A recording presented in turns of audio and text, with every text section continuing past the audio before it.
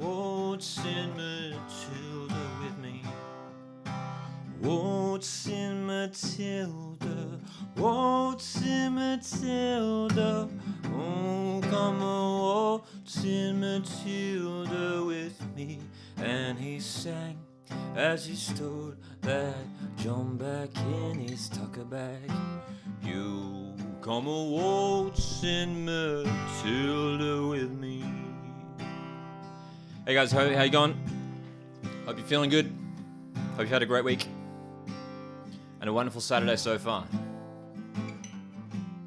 We have arrived at the biggest game in Australian football history, and we are here to witness it together.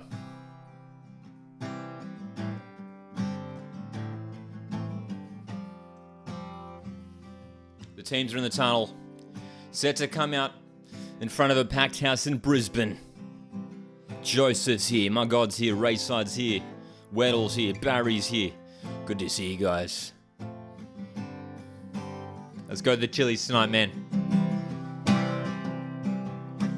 Waltzing Matilda, waltzing Matilda. Oh, you not come, bring Matilda with me. Da da da da da da. Do do do do do do do do. You'll come a waltzing Matilda with me. Elijah's here. Oh my gosh. Ladies and gentlemen, hope you're doing well. My name's Lockie, this is Coastwood Football. And it is Australia v France in the quarterfinals of the Women's World Cup. Two teams who have performed very, very well this tournament. But of course, Australia. Can they do it? Can they make it past the quarterfinals for the first time ever tonight? Oh boy. Oh boy. Man, we're here to experience this together.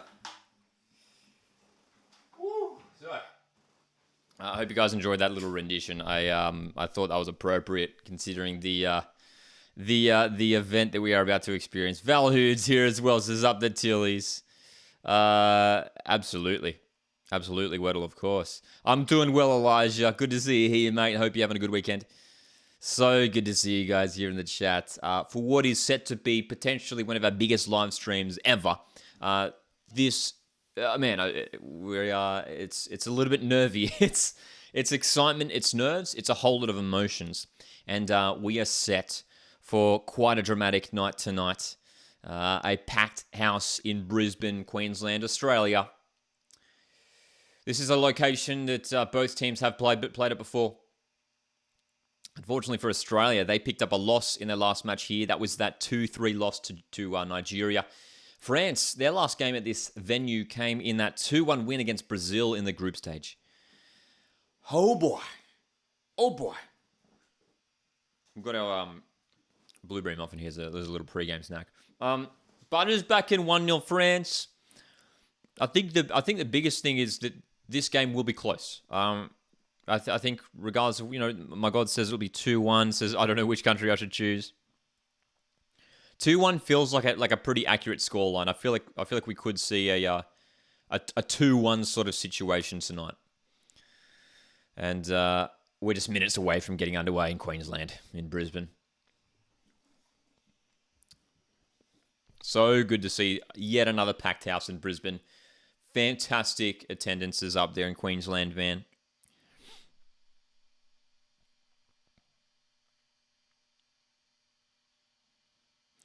How you guys feeling, though? How are we feeling?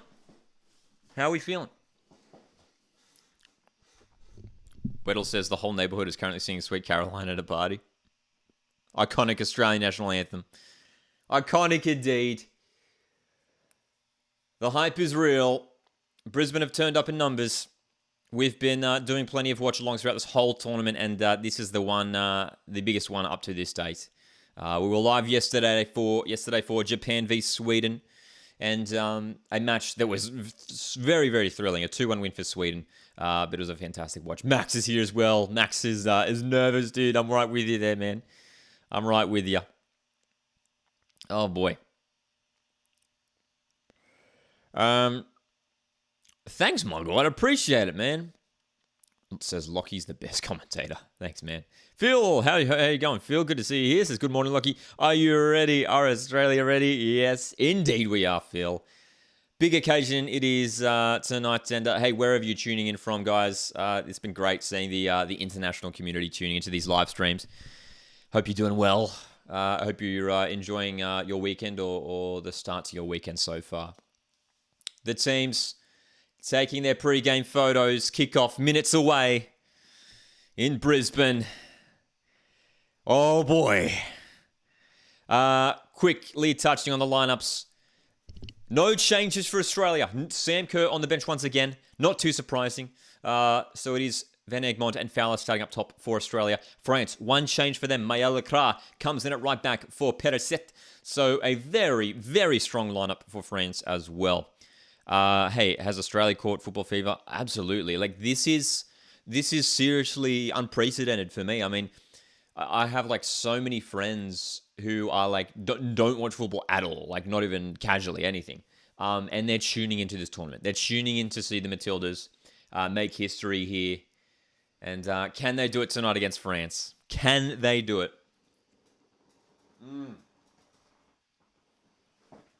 Oh boy. Oh boy. My God says Australia actually have a chance. Dude, this game's open. I mean, in a different country, France would probably be well favourites.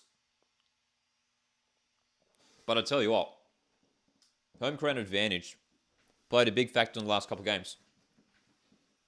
And should again here tonight as well. All right. Butter says, I reckon the next A-League season will be the best attendance-wise. For the Knicks? Yeah, hopefully, man. Hopefully. Good to see the Knicks playing back at home regularly now after the pandemic years.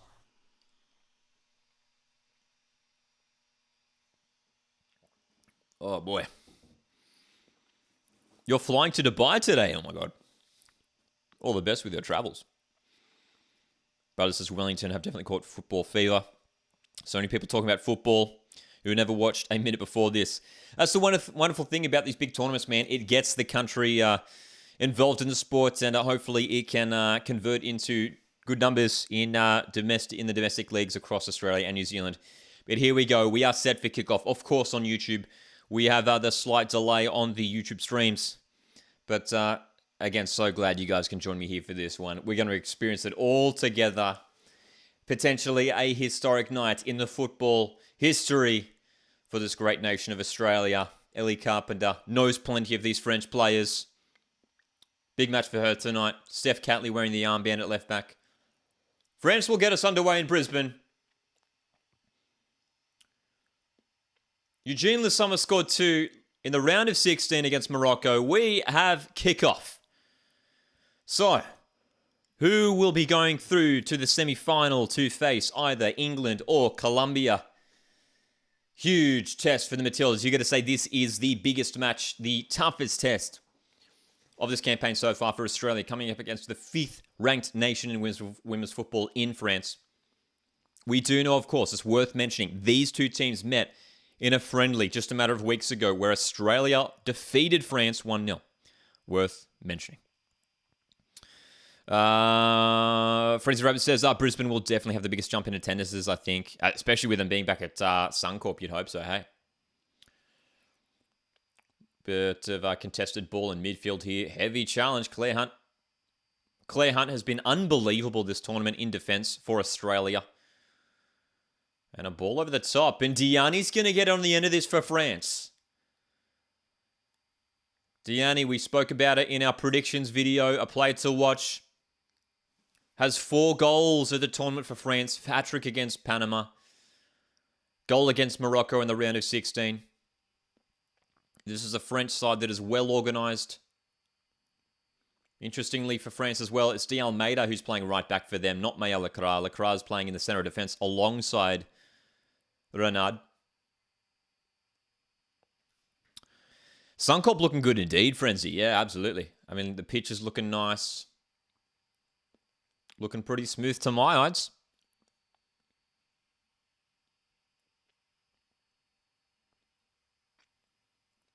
So it's important that Australia stay just as disciplined as they have been in their last couple games. 2 consecutive clean sheets now for Australia against Canada, against Denmark. Very, very strong at the back. And that has started with the likes of Mackenzie Arnold in goals, Claire Hunt and Alana Kennedy. Their partnership in central defence has been crucial this tournament. And the fullbacks of Ellie Carpenter and Steph Catley, we know the experience that those 2 players have. All eyes on the bench for Australia too. I mean, depending on what happens in this first half, the encouraging thing to note for Australian fans is that Sam Kerr is on the bench and, as far as we're aware, is fit to be involved in this game in some form. Maybe not 100% fit, but hopefully we see her involved.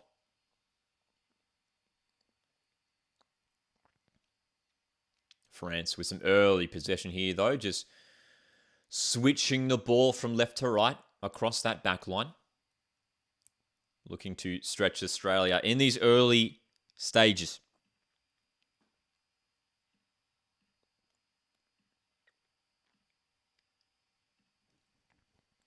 Long ball for France. Will run out of play. Australia 2-0 against Denmark in the round of 16. France 4-0 against Morocco. Very impressive. And could have had well more than 4 goals too. They were completely outclassing Morocco in that round of 16 match in Adelaide last week. We did a watch-along for that one. And, of course, Australia here tonight. If they go through, they'll be making history. Australia have made it to the quarterfinals in the Women's World Cup before, but have never made it to the Final 4. This is the stage to do it on home soil. Almost a corner conceded by France.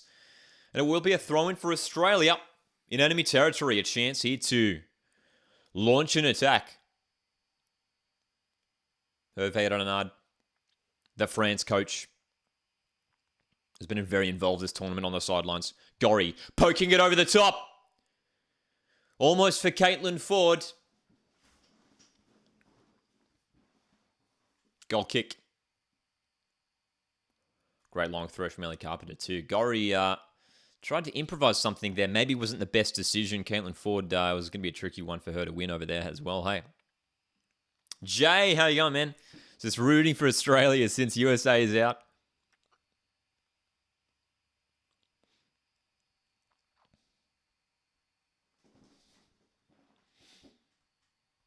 France looking to drive through the middle. Gayoro finds Basher in space. Has had a great tournament here so far. Basher up against Carpenter, who will clear. Throw for France. France, while they are the higher-ranked team in this matchup, they are playing in front of 50,000 Australian fans. Karchawi's cross easily taken by Mackenzie Arnold. So a composed start to this game in the opening 5 minutes for France. Australia yet to really get themselves on in some decent possession. And there you go. According to the broadcast, 150th appearance for Wendy Renard. Has been superb at the back for France this tournament. Started every single game. And she will be playing a crucial role tonight, especially if Sam Kerr does come onto the field. One of the world's best central defenders, Wendy Renard. Australia finally with some possession here, but the 2 central defenders in Hunt and Kennedy maintaining possession at this stage. Midfielders in Karakuni Cross and Katrina Gori have had a fantastic tournament, haven't they? Just unreal the way that they've performed so far. Work tirelessly in the middle of the park. Throwing near the halfway line here for Australia. Tony Gustafsson, Matilda's coach, it's been an interesting tournament for him. A couple of weeks ago, he was number 1 enemy in Australia after that loss to Nigeria. But I'll tell you what, he's well and truly turned things around now as Australia are on the verge of heading to the semi-finals for the first time ever. You got to appreciate Tony and his energy, his enthusiasm, and he clearly cares about this team, the country, and wants to go through and win this tournament with this team. Look at this crowd, man! Absolutely packed. Not a spare seat in Brisbane tonight, which is so good to see. The attendances all around the country and New Zealand have been pretty solid, but especially in Australia, near sellout every single match. Okay, Yoro going long here. Kennedy has to be smart here, and it's not the most convincing clearance. Diani's in. Tug on the shirt from Kennedy, and the shot blazes across the face of goal. I was worried with Alana Kennedy there. We know she made a mistake at the same ground a few weeks ago against Nigeria. And that was a tricky bouncing ball, and that clearance from Kennedy was not convincing at all. And how close was that for Diani? First chance of the game, and you cannot do that against a team with the quality of France. That's for sure, man. Oh, gosh. Close save indeed, says Phil. Frenzy says, regardless of results, what a success of a World Cup ride. We've done a great job hosting and attending. Absolutely, absolutely. Look, if the Matildas journey ends here, look, regardless of the Matildas, this tournament overall has just been fantastic. It's just been awesome. And yeah, attendance is everything. Everything. It's been great, and hopefully it means Australia can host more major tournaments in the future. Van Egmond looking to win the ball high at the park here. Quickly won back there by Toletti.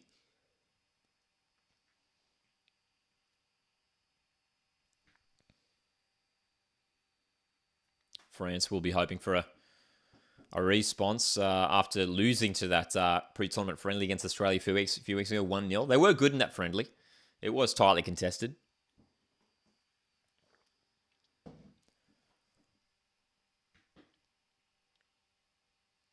Many expecting a tight game here. Could this be a match that does end up going to extra time tonight?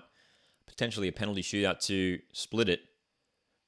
If it does end scoreless after full time.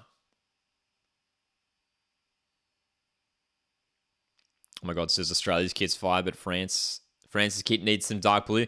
That's my feeling as well. I do prefer the darker blue kits for France. But yeah, dude, I love this Australia kit so much. Like both the home and away kit for Australia at this tournament, fantastic. Love it. Love it. Throw in here. Cooney Cross is hurt.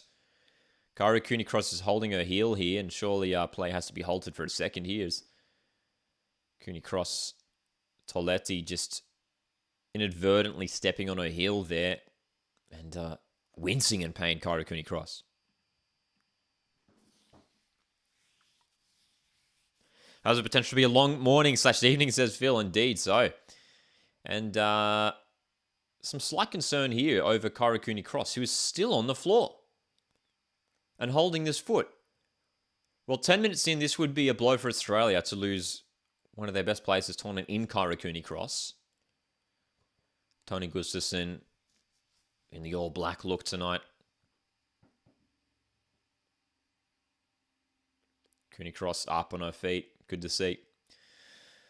Kennedy concedes the corner. First set piece of the match will come to France here. Australia have defended their set pieces pretty well this tournament up to this point. Got to keep an eye on there on Wendy Renard, the height that she will bring to the set piece. An early goal here, you got to say, for France would be fantastic, just to silence the home crowd, get that advantage, get themselves in the lead early in this first half. Many players committed forward here for France, many defenders as well. It's going to be Basha to deliver. The delivery's not bad. Headed away by Catley. Toletti to recover the ball. Backwards to Karchawi. Long towards Renard. Almost.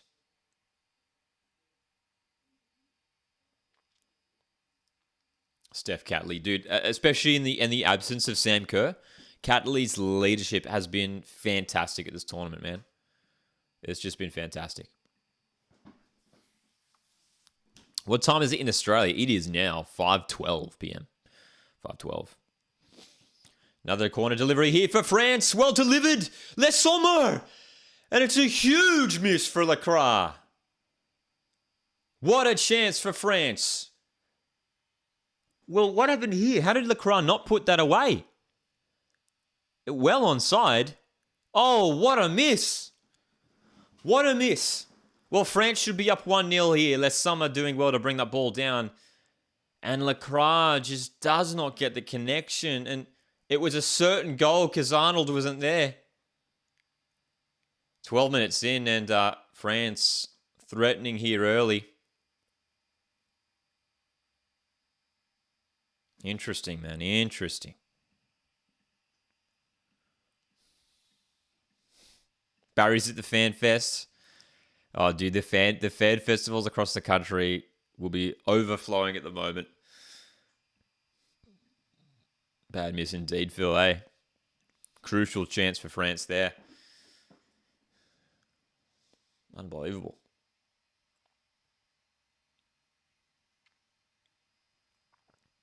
Already a few times this game, we've seen Australia looking to go long pretty early to Hayley Raso, which suggests that maybe Australia trying something by trying to release Raso down that right wing. Rasso's playing against left back Karchawi, who's been fantastic this tournament as well. But potentially Gustafsson, Australia have maybe spotted a weakness there for in France's team there. Dali.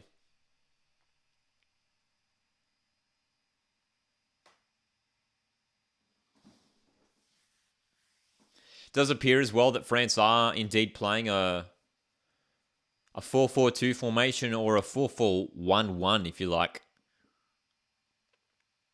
It's Basha and Dali as those two wide midfielders for France, and Eugene Le Sommer is just playing in behind Diani. Here's Van Egmond. Looking to go up the line. Chance for Australia to get forward here. This is Ford against De Almeida. Heavy challenge from De Almeida. Still they wrestle for the ball.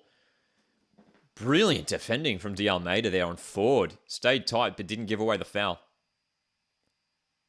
Caitlin Ford, fantastic in the Denmark game last week, man. Scored that first goal. Awesome.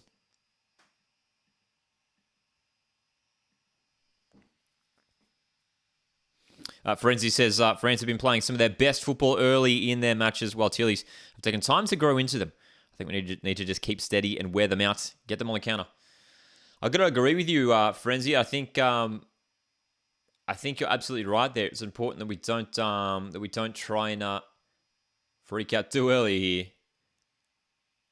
Heavy challenge from Raso and a sliding front challenge from Gorry, and the foul is awarded here. And the French bench is incensed here by this challenge from Raso on Karchawi. Gayoro's down as well. And looks like there won't be a card decision here. Referee having a word to Hayley Raso. And I think it's important here for Hayley not to say anything too negative here or anything like that. We do not want an early booking here. This is the kind of game where we need our players on the pitch. That's for sure. That's for sure. Nahmar's here as well. Says I'm at Maryland's. I'll tell you what, having a look at that replay of that Raso challenge, it wasn't actually that bad at all. I thought it was maybe worse on initial look. On first look, I thought it was worse than that. But it was just a bit of coming together. It was just maybe a bit of a knock of the knees, you know. So the French bench was pretty upset with that one, but not even worthy of a yellow in my eyes.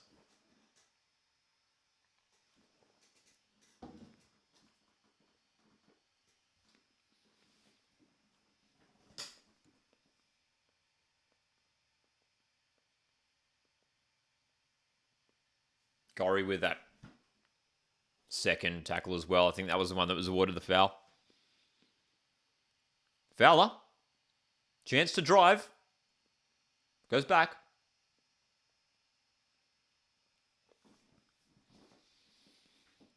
Australia back in possession now. So, can we get something going here?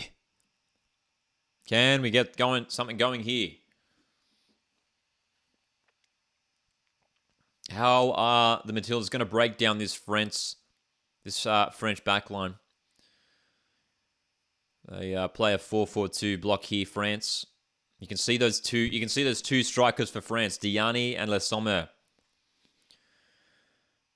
Staying pretty close to the two defensive midfielders for Australia in Gorry and Kyra Cooney-Cross, not allowing them space to get themselves on the ball.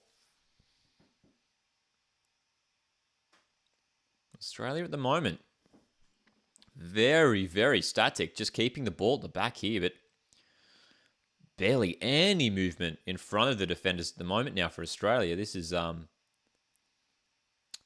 pretty remarkable. Needs something different here. Here's Carpenter. Oh, it's an ambitious pass from Carpenter. She's given it away to Taletti. Huge mistake. And it's the second time tonight Australia have made a crucial mistake at the back. Looking to get away with it now. Australia get away with it, winning the free kick. That was disastrous from Ellie Carpenter, and two experienced defenders in Carpenter and Kennedy already making huge mistakes tonight. Well, I said we needed to try something different by playing out from the back there. That wasn't it from Carpenter. She looked to drive the ball infield, but too many French plays in the road. You can't give the ball away like that, dude. You cannot do it.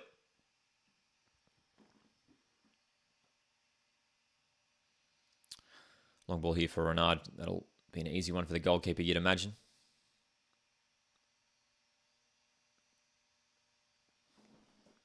Hunt, Claire Hunt, caught on the ball. Les Sommer trying to break away. Gayordo. Australia need numbers back here. Basher down the right. Almeida on the underlap. Basher's delivery's not bad. Kennedy. There's Daly at the far post. That's a handball for sure. Free kick Australia. Oh boy. Dude, we're very scared for the semi-finals. Very scared for the semi-finals because we know... I mean, already at this quarterfinal stage, all the teams in the quarterfinals have chances. Could seriously be, good enough to be playing in the final. It was a big shock to me to see Japan go out yesterday. Netherlands knocked out by Spain yesterday as well. So we know the first semi is Spain v Sweden. The winner of this match will take on England v Colombia. The winner of that match, which is being played later tonight as well, shortly after this match. And that'll be a great game too. England was shaky against Nigeria. Managed to get through in that penalty shootout. Colombia defeated Jamaica to get through to the quarters. Rasso in midfield goes back. So Australia, well, all the possession Australia have had up to this point in the opening 20 minutes has been all entirely in that back line. Again, look at this long ball for Rasso. And this time they've found her, but that first touch was very poor. Australia are seriously trying something here with these long balls to Hayley Rasso. That's the third or fourth time now this match that Australia have looked to go long to Hayley Rasso, and I'm not sure what the idea is there. Trying to play over the top, get Rasso in behind potentially, but a lot of the passes have just been a bit wayward. That time Rasso did get herself on the ball there, but her first touch was not ideal. Hey, Captain Olive, how are you going? Good to see you here. Up the Chili's indeed, man. Up the Chili's indeed. 20 minutes in, it's been a very cagey start. France looking the better of the two sides. Couple early chances for them. Here's a chance for Ford. Forward for Gorry, but Wendy Renard, look at the size difference there. Just the height of Wendy Renard. Too much. Ford pressuring Renard. And well done, Caitlin Ford, winning that throw-in. Opportunity for Australia to push into the box here. Crowd getting behind the girls. Australia yet to create the first attack of the game. Catley would take the throw in. It's been a real tense start for Australia, but hey, an early chance here just to even just fire a warning shot at France would be great. Van Egmond, and that's going to go out of play. Will it be a corner? It looked like it took a touch off a French player. Will be a goal kick. Will be a goal kick here. There's Sam on the bench.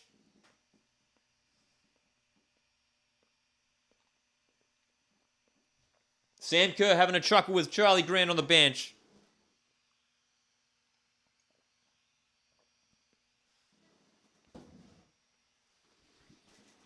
That's right, Phil. Phil says because of the importance of this game, there is a lot of tension on the pitch. And look at that, and there you go. Perfect example of it. Toletti's just giving the ball away. It's a throw-in.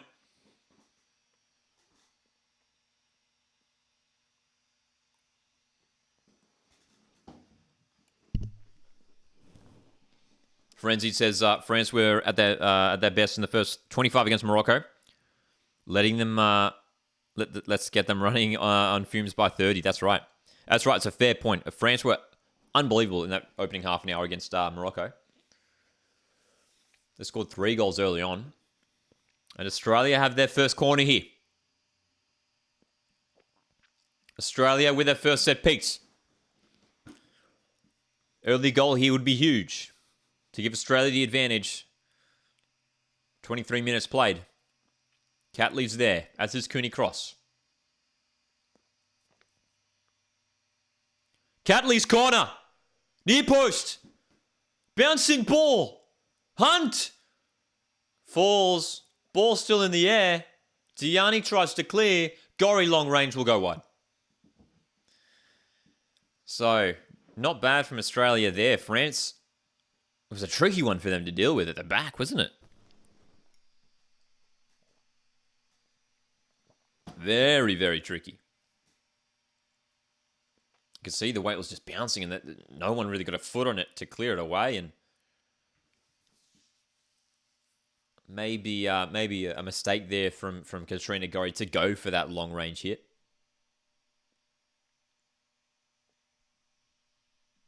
But an early opportunity there for Australia. Gone begging, unfortunately.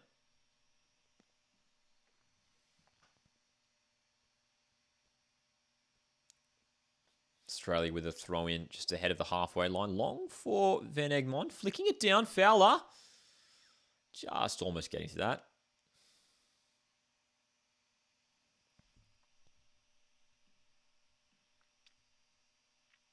I'm watching on Optus Sport. Optus Sport, of course, so good that Channel 7 are broadcasting these Aussie games on free-to-air for the Australian public. But yeah, I'm watching on Optus Sport. Optus Sport have been broadcasting every match of the tournament in Australia. Long for Gorry, over the top, looking for Van Egmond. Renard will win that duel every day. I don't think sending a long ball up towards the vicinity of Wendy Renard is the right idea for Australia.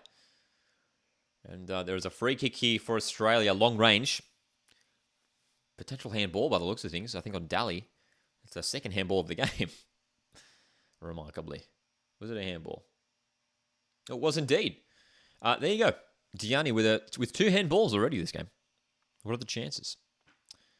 Once again, it is Cooney Cross and Catley over this free kick. This might be France's hardest match in the World Cup. I feel like the Brazil one's probably up there as well. That Brazil game was really intense. France did end up winning 2-1. But the home crowd advantage is definitely going to play a big role here. France will have to be at their best to win here tonight. Catley's delivery. Keeper, gets the punch, but it's still on. Karachawi up to it first. And it's going to be a throw-in here for Australia once again.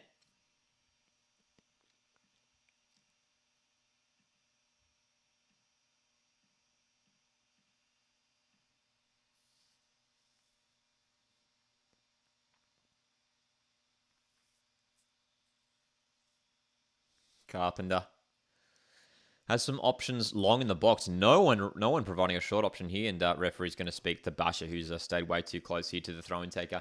This is not the first time this has happened in this tournament for Basha.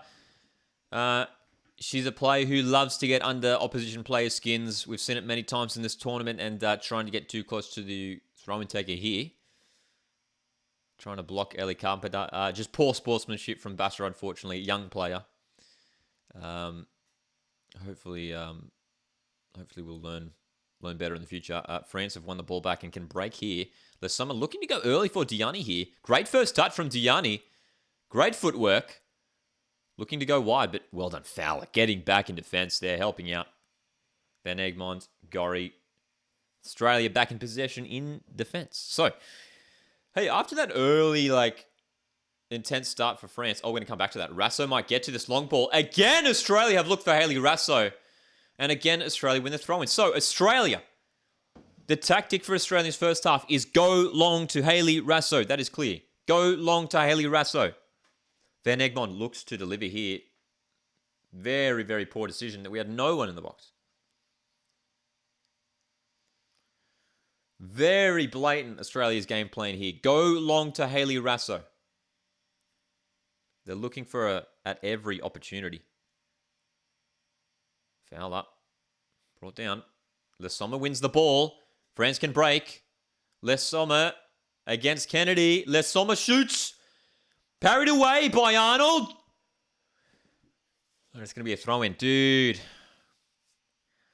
A little bit too much space there for Diani and Le Sommer, who are just sitting off those defenders. They're not necessarily playing right on the shoulder of the defenders. Bachat looking to go short.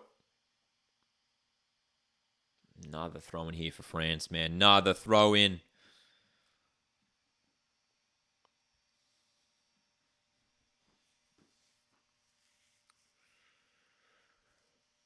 France haven't had a chance on goal for a little while now. There was that huge opportunity for Kerr from that corner, but that was like 15 minutes ago already. Karshawi, that's a miss kick with that delivery, and Australia can come on the counter-attack here. Gorry will switch to Catley. Up the line to Ford, under pressure. Catley making that run. Ford's going to go long towards Fowler, who gets the touch, but sandwiched between a couple of defenders. Not going to get anything going there. Oh, heavy challenge from Ford on De Almeida. Very strong challenge. Absolutely crunched the French defender there. Caitlin Ford did not hold back. Oh my gosh. And De Almeida's down on the floor here in pain. Look at this replay, dude. Look at Caitlin Ford. Oh my god. Just wiping out De Almeida there.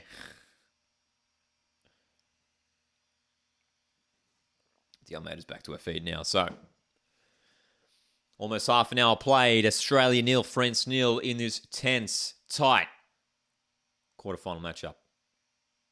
Replay of that opportunity for France. And it was a difficult one. On that replay, you can see Kennedy got a deflection on that shot, which made it tricky for Mackenzie Arnold a moment ago.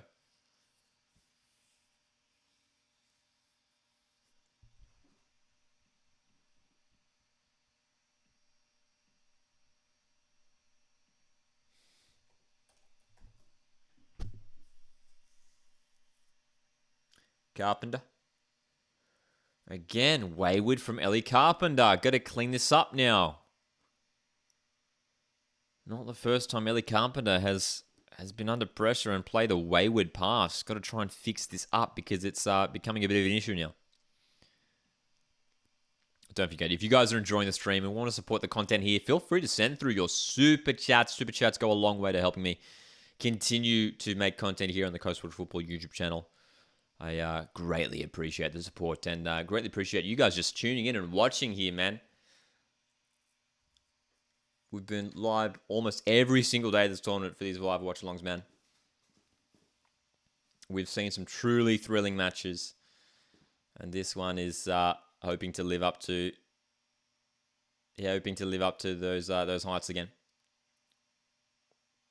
Cooney cross under pressure. Well done. Tries to get the pass back, but no teammate there. Here comes France. Taletti drives forward. Has Daly on the overlap. The delivery's not bad, but Hunt will concede the corner.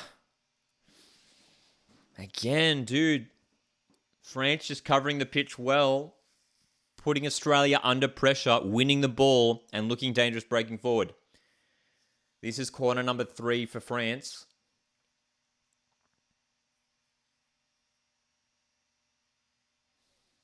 Little bit worrying here for Australia. France are really making it difficult for them. Basha with a left-footed delivery. Close to the keeper. Punched away by Arnold. Very direct with that corner delivery. Daly catches it well. It's going to fall to Lacroix. And it's a great left-handed save by Arnold, dude.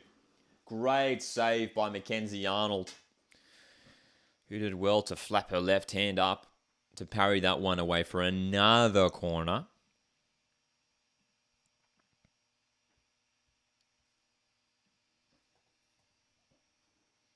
Great. So was that going in, dude? Was that? Here's the replay. Here's the reverse angle. We'll know from here. Oh, dude, I tell you, I might have been going in for sure, I reckon. Daly this time with the outswinging corner. Lacroix's header will sail wide. Okay.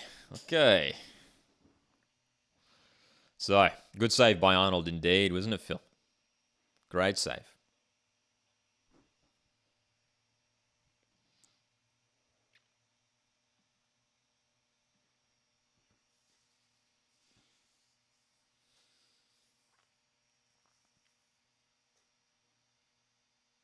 I think if Australia can hold France to 0-0 heading into halftime, I think that's ideal. Especially knowing we have Sam on the bench. I mean, if it stays 0-0, say heading into like the 70th minute, I mean that's Sam Kerr territory. That's Sam Kerr territory for sure, man. That's right, Phil. Phil says tense time for the Matildas to try and weather the storm. Yeah, I mean, knowing that we have just over 10 minutes till half-time here, I think from an Australian point of view, just hold on to the break here. Keep it scoreless. Keep it 0-0. I'm sure Gustafsson would have learned a lot from this first half alone, and I hope they can tweak some things during the break to get Australia back in this game a little bit more, because even though it has been tight and cagey, you got to say France are edging it just a little bit. They're winning some of the duels here, France. And when they do win the ball, they're breaking forward, and they're looking really menacing when breaking forward. No worries, Charlie. Good to see you here. Good to see you here. Subs here as well. Says come on the Tillies. Did Arnold injure her arm? Not that I saw. Mackenzie Arnold does look okay. Has already been called into action a couple of times. Mackenzie Arnold made some good saves already. Long free kick by France here. Well delivered. Cooney cross out to Daly, who hits, and that's going to go wide. So the shot stats are really racking up now for France. But only a couple real clear-cut chances up to this stage. But Australia will want to tweak some things, I'm sure of it. Australia will really want to tweak some things because France, you got to say, are looking in control at the moment. Oved Renard, French coach, overlooking the pitch, overlooking his team. Will be pretty pleased, you'd imagine. He would be pretty pleased with what he's seen so far. Shot stats on the broadcast. 8 shots already for France, man. 8. Only 2 of those on target. Australia, 2 shots up to this point. None of those on target. So it's France leading the way in front of goal. Another giveaway here by France, Diani. Both teams with some uncharacteristic wayward passes already in this match. Fowler. Gioro, short for Diani. Daly, back to Diani, back to Toletti, and France maintain possession.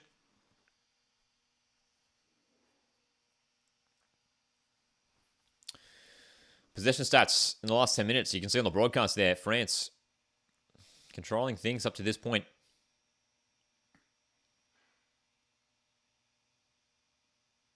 Down the right, France looking to get something going here, and the cross is going to hit her own player there, Daly, but she'll keep it in. Need to hold on here, Australia. Need to stay resolute at the back. Gayoro for the Almeida. Nice little lift over. Question the mark of offside there on Gayoro, but Australia should get this clear, and they do. Ford could break away here. Here's Caitlin Ford for Australia. Breaking away. Needs to use her pace here. Smart footwork here. 2 players on the overlap. Cut out by Basha. Ford looking to keep going here. It's fallen to Gorry. Gorry can feed Rasso. Has Carpenter there as well. Rasso under challenge. France are going to win the ball back. Well done, Carpenter, there in support. Great move by Australia. Well done by Caitlin Ford up that left wing. That was fantastic. That was fantastic. Boston's here as well. Hope you do well. Hope you're doing well, Boston. Boston, I'm sure you're keen for tonight's Colombia game as well. England v Colombia coming up straight after this. What a fantastic move. Lacroix missed that challenge.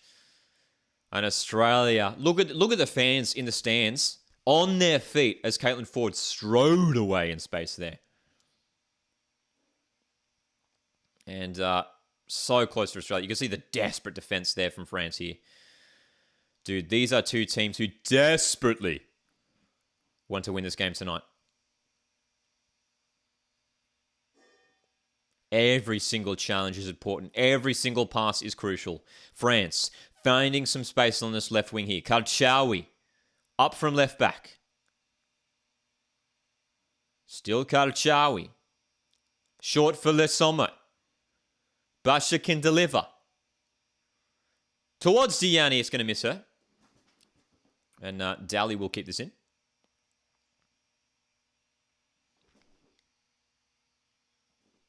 Ball into the box, and Cooney Cross, not the most convincing of clearances, but Rasso will lob this up. Still bouncing around dangerously here, France. Karchawi's going long range, and bit of a bizarre decision there. That was well wide. Frenzy Rabbit says, shaking France's confidence with some close attempts will do wonders for us. Absolutely. I think France will be pretty happy with how this game is going up to this point. They're in control. They're not really being too. They're not really being tested too much at the back. France up to this point. It is the French who have got the field position, who are winning the ball, winning duels, getting shots on goal, and keeping Australia at bay up to this point. When Australia do have the ball again, like we can see it right now, actually, Australia just knocking the ball around the back. The central defenders, Alana Kennedy, Claire Hunt, seeing a lot of the ball. Will they look to go long to Rasso once again? Look at Kennedy She's looking at Hayley Rasso. Decides not to go for the long ball. Back to Hunt. And now France are pressing here. Kennedy has to go long. It's a risky pass, but it works out for Ford, who drives forward for Van Egmond. Rasso's in space if she can find it, but there's Karchawi to cut across.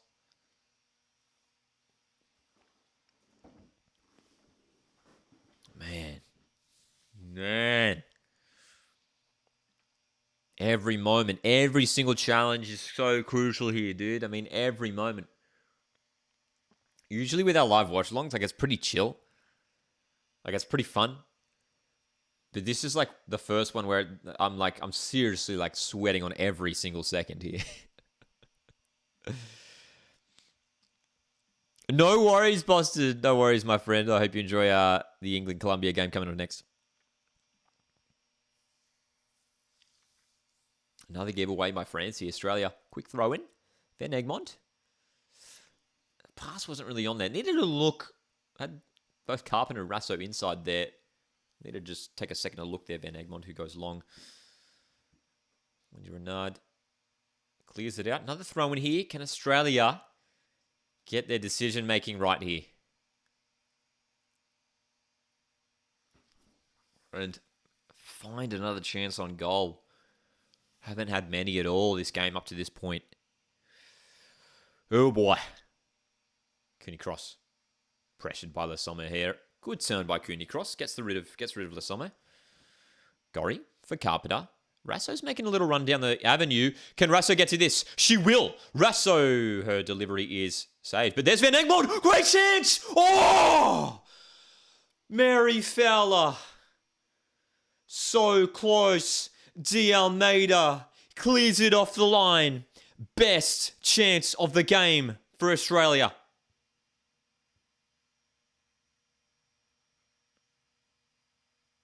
Wow.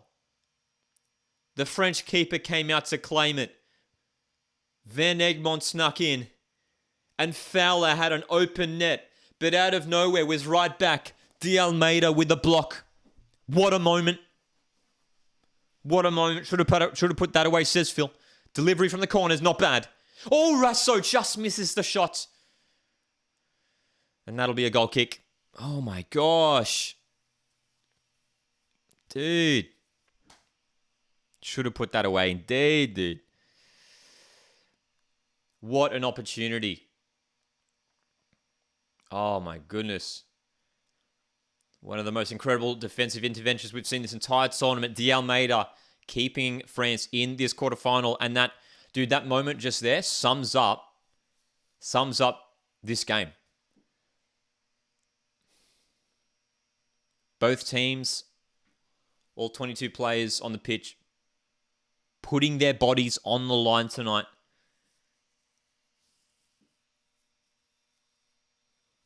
We're not too far away from halftime. We're gonna play griddle at halftime to try and relieve some stress, somewhat.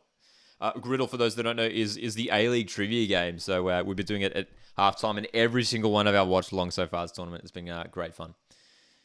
So that'll be our halftime entertainment. Sam says, that's some good defending, not going to lie. I mean, it was a great defensive effort, wasn't it? Fantastic. Here's Carpenter. Some space for Carpenter. Oh, God. Ellie Carpenter's just delivered one of the worst crosses in her footballing career so far. That was disastrous. Disastrous, man. Oh, again, just looking at that replay, man. That chance for Fowler, the ball inside. Incredible. Van Egmond winning the ball. What a pass from Van Egmond too.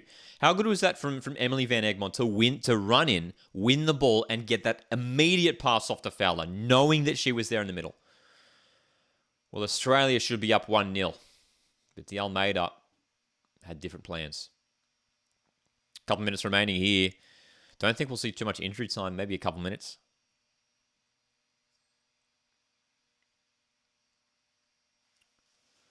Kennedy has to concede a throw in here, and France can launch a late attack in this first half. Hope you guys are doing well. Hope you guys are enjoying the match up to this point.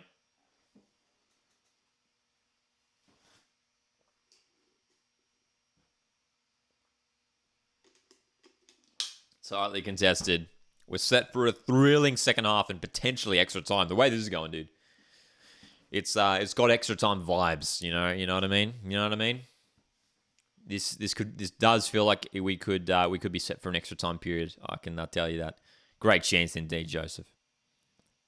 Sam will play tonight, says Jimbo. Fingers crossed, man. Fingers crossed.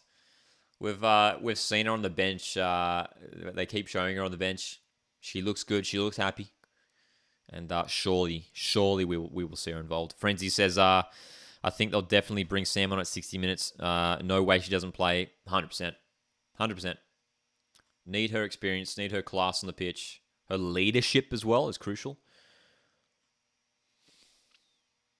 Her leadership is going to be fantastic to have on the pitch for the other players tonight. Ball at the top. Great ball for Fowler, who's in. Keeper misses it. Gets the touch though. Ford delivers away by Almeida again. Ford still in possession. What a chance for Australia. Catley delivering. Cleared away by Lecras. Cooney cross on the ball. Late on in the first half.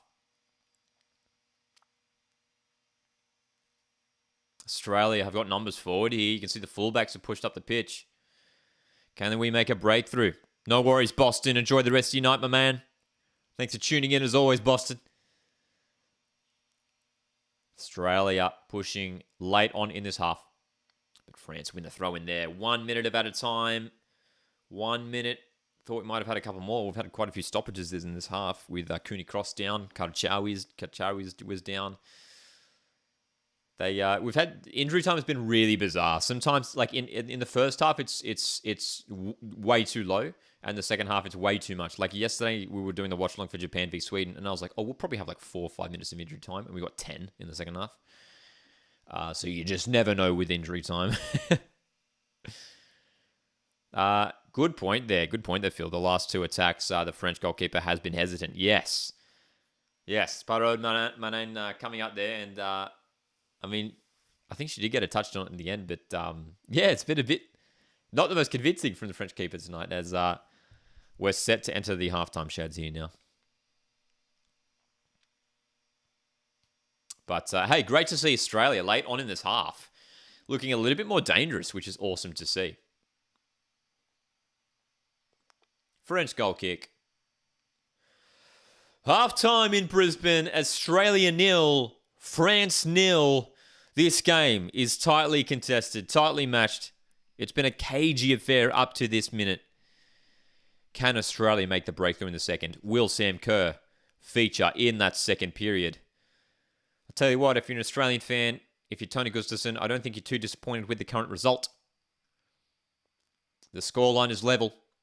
Australia had moments towards the end there. Let's have a look at some of the stats, dude. Let's have a look at some of the stats as we check into the stats. 3 shots for Australia. The 2 on target.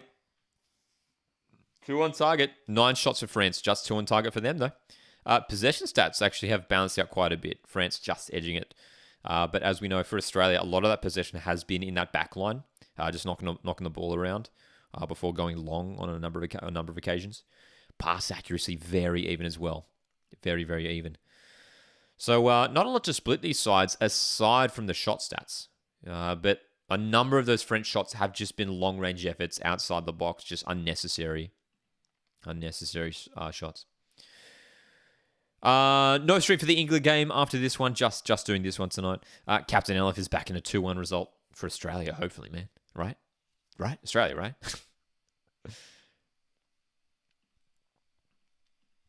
All right, we're going to do halftime griddle. Anyone play the griddle today? Let me know. Let me know if you played griddle today. Let me know your scores. It's always interesting hearing how you guys go, and hopefully we can do all right tonight in our in griddle. For those that don't know, griddle is an A-League trivia game. The A-League season, the men's and women's campaigns, getting underway in October this year. Hopefully we can see a lot of hype from the Women's World Cup converted into growing attendance numbers in Australia here for both the men's and women's competitions. But we're going to pull this up on stream here, man, and give this a go. Here we go. Here's our griddle. Here is griddle. So, some interesting ones here. And sing the griddle song. What was the griddle song?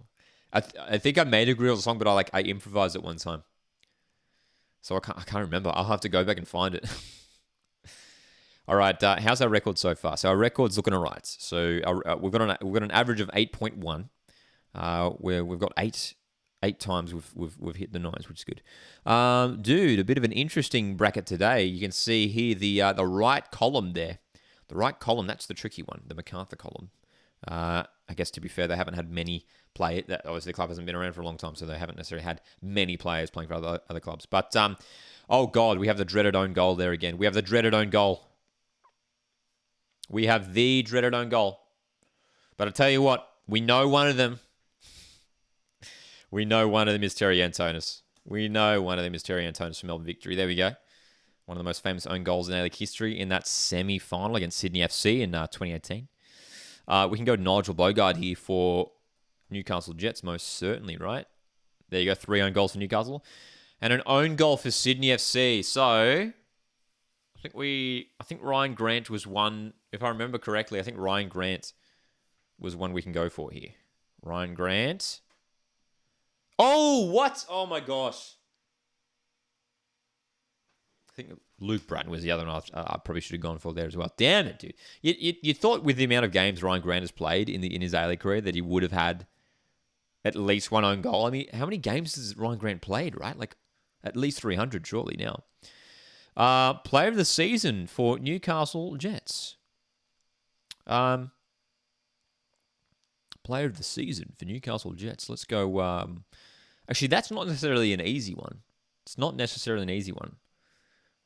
Because they haven't necessarily had too many successful years. I kind of want to go Joel Griffiths. I feel like Daniel Penn. I mean, who won it for their most recent season? Probably maybe Angus Thurgate. I want to go Daniel Pena, but I'm not super confident. I tell you what, let's go Joel Griffiths. Let's go Joel Griffiths here. Yes, there we go. All right, green. That's what we want to see. Player of the Cup for Melbourne Victory. Should be an easy one there. They've had a bunch. Who's a star player for Melbourne Victory? Jake Brimmer. We can go there, right? There we go, Jake Brimmer. A couple of years ago, he was fantastic. Sydney FC's player of the season. Ninkovic is always a safe bet there. There we go. And then players who've played for MacArthur FC. And these three clubs, let's go MacArthur Jets. Let's go. There's probably a few we can go for there. There probably is a few. Let's go Ivan Vujitsa. Ivan Vujitsa's played for both clubs. Melbourne Victory. Ivan Vujitsa, he was the player of the season at MacArthur last season. Players played for both MacArthur and Melbourne Victory, and there's not a lot, is there? Oh, dude, actually, I remember I had this question before, and I got the Sydney MacArthur one wrong. And I remember the players now. There's Danny De Silva, there's Anthony Golek, and who was the other one? I can't remember the other one, but we'll go De Silva here. We'll go to Silva, bottom right. And to finish us off, we're looking for players who play for both Melbourne Victory and MacArthur. How many has there been? 2? Oh, there's been 2. Wow. Okay. I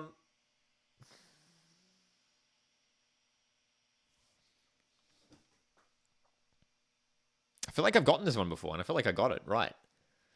We're looking for a player here who has played for both MacArthur and Melbourne Victory. By the way, I can't read the chat right now. I'm covering the chat just to avoid any unfair advantage, any answers being thrown into the chat. I will be reading the chat afterwards. We're looking for a player here who's played for both MacArthur and Melbourne Victory. There's only been 2. Ever. 2. Oh, goodness. Goalkeepers. No. Philip Curto, Federici. No. Miller, Uskok, Shushnia, Jovanovic. Mark Milligan. There we go. We got 8 out of 9 today. 8 out of 9 today, which, hey, isn't too bad, is it? Isn't too bad. We got another 8 out of 9. Doesn't change the average. You can see we're leading the way in the high stats. We want those 9s to be leading the way, man. We want those 9s to be leading the way. Anyone got any intriguing answers for me? Let me know. Thurgate? Was Thurgate the pick for player of the season at Newcastle? That's right, Ems. Go Oz. Ruben also went grand for bottom left, right? Let's have a look at the answers for bottom left. Let's have a look at the answers. I always get stuck on this one. Luke Bratton. He was the other one in my brain. I was thinking Luke Bratton. Because I was like, I feel like he was on that list before. So I have to remember this for next time. Bratton, Caceres, okay. Rattray, Ryle, yeah, Rodwell, Milligan, Yerman. So isn't that remarkable that there's like no Alex Wilkinson, who's played a lot of games for Sydney in defense. There's no Ryan Grant. There's no Michael Zullo here, is there? No. You got Luke Bratton there though. So Luke Bratton has to be the one that I have to remember for that one. Luke Bratton. There you go. Who was the other player that's played? Oh, Tommy Urich, of course. Tommy Urich. We would have gotten that one eventually. Not many players for Newcastle MacArthur. Matt Miller. Oh my gosh, should have gotten that one. Mark Milligan. Oh, he did play for Newcastle, didn't he? A long time ago. Long time ago. And then there you go, the 3 players for Sydney and MacArthur, De Silva, Milligan, Golek. So that would have been tricky. Dude, there's a lot of Mark Milligans tonight. Mark Milligan was even a player of the seat. Mark Milligan is everywhere. So Mark Milligan could have been the entire right row and this Melbourne Victory one. Was Mark Milligan a player of the season at Sydney? He was not. Anyway, that's Griddle for today, ladies and gentlemen. That's Griddle for today. Frenzy says, so Florence signs for the Raw and the CEO/COO confirmed they are searching for the right international striker. Your thoughts, Lockie? I'm not, it doesn't really sway me too much either way with the Brisbane Raw, unfortunately.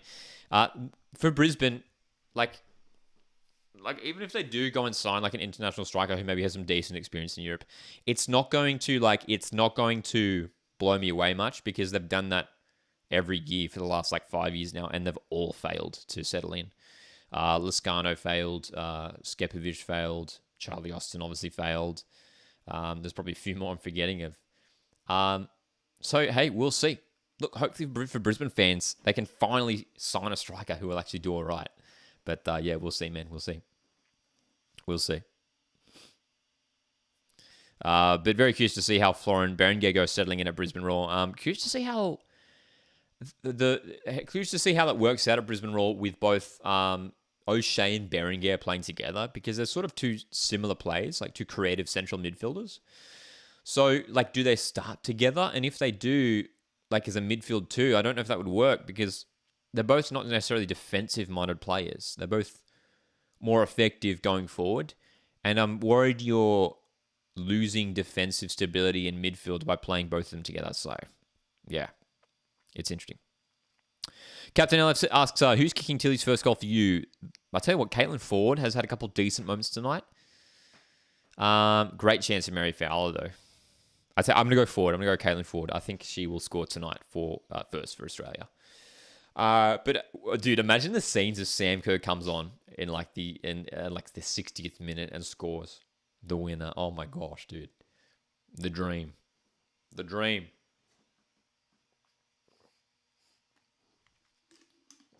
Not long to the second half, man. Not long to the second half now. Be interesting to see if we do get any substitutions at the break.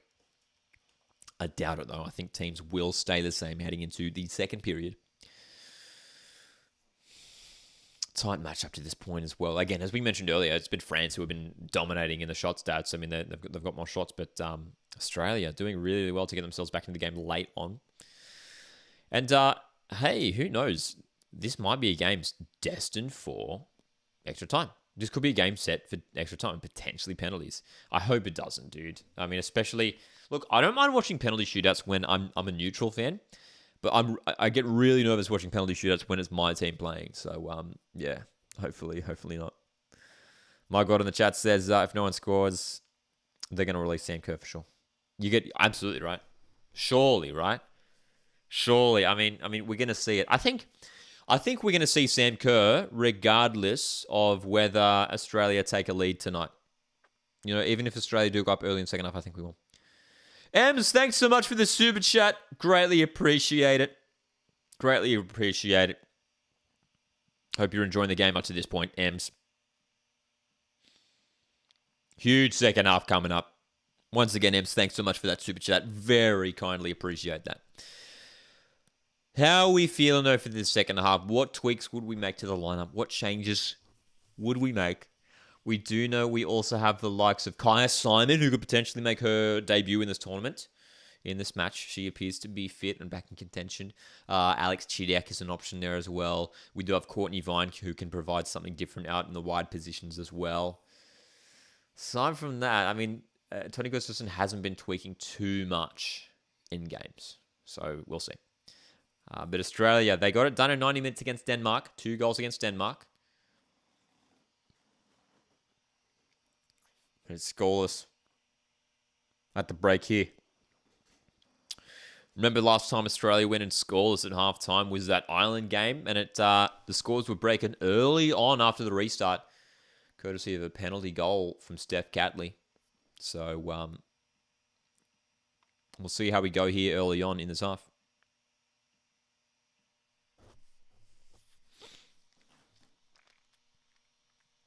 Frenzy says, I feel better than I was in the first. Yeah, I think that's the thing as well. I think getting to the halftime mark, scores are still level. It's just as we started. Now it's 45 minutes remaining.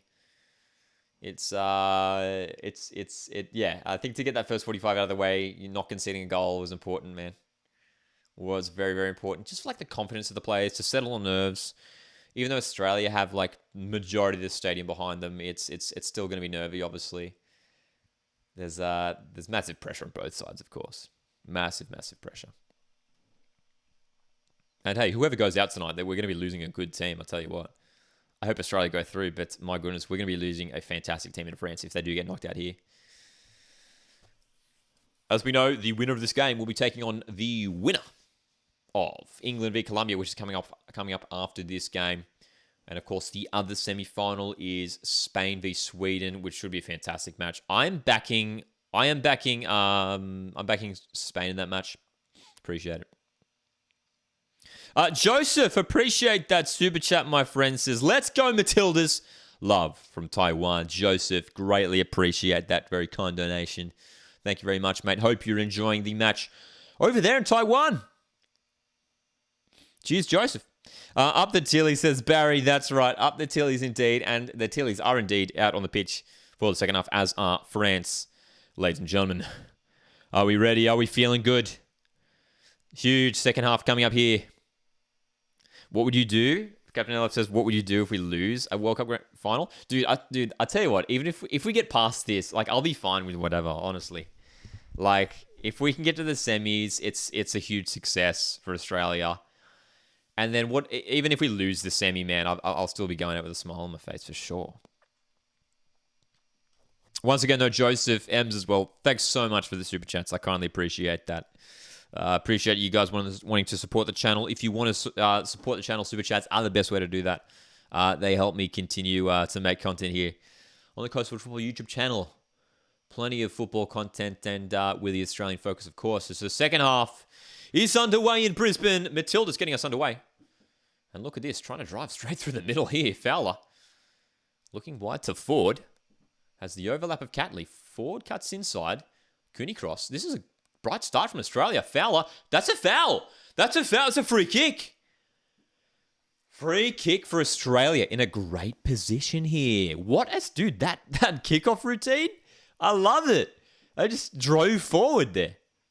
They just drove forward. So Mary Fowler brought down by Toletti there. And this is a huge opportunity. Who's going to step up to take this free kick?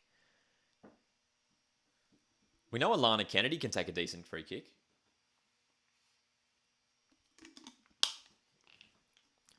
French goalkeeper signalling she wants 4 players in that wall. Look at this. So Eugene Lasummer just standing right in front of Alana Kennedy. Can you see that? Standing right in front of Kennedy, the free kick taker. Go Matildas, says Ems. Appreciate the support, Joseph. Very kind, my friend. Here we go. Alana Kennedy. We talked about early goals in the second half before. Australia did it against Republic of Ireland in the first match. Alana Kennedy. Seth Catley's there as well, but I tell you what, this is a scoring opportunity. And the roof will be blown off here at Brisbane Stadium if Kennedy can find the back of the net from this set piece. Alana Kennedy. 2 Australian players just in front of that French wall. Kennedy hits the wall. Bounces out. Carpenter will drag it wide for Rasso, who was maybe offside. Rasso delivers. Away by Renard. Gorry controls. Lays it off for Cooney Cross. Just behind Cooney Cross. And Kyra is under pressure here. They've got 2 plays in field. Well done, Kyra. So, free kick, unfortunately for Australia, didn't quite work out there. But I tell you what, it's been a very bright start. Nice play here by Australia. Cooney Cross is cut down, but it releases it for Catley. 1-on-1 with Daly. Steph Catley. France under pressure here early on in the second half. Australia looking bright. Delivery is deflected and cleared by Almeida. Oh my golly geese. Australia coming out firing in the second half. Golly gee. Throw in. Fowler. Short for Catley, who's coming in field here. Gorry. Space for Carpenter. If she can get around Basher. Rasso forced backwards here. Look at the French defenders. Look at the way they apply the pressure on the Matildas players when they get on the ball, trying to force them back. Good play there. Van Egmond and Karachawi's. Oh, keeper's come out. And it's the 3rd time tonight that the French keeper has looked really shaky. Coming out for the ball. Not in the most convincing fashion, though. And France have space down the right to break. De Almeida. Frenzy Rabbit says, been so long since we've seen Suncorp looking this good, right? Before the comp, it would have been almost a decade. Well, especially for football, certainly. And there's Sam Kerr warming up. Sam Kerr warming up. Behind the goals. The fans see it. The fans see it.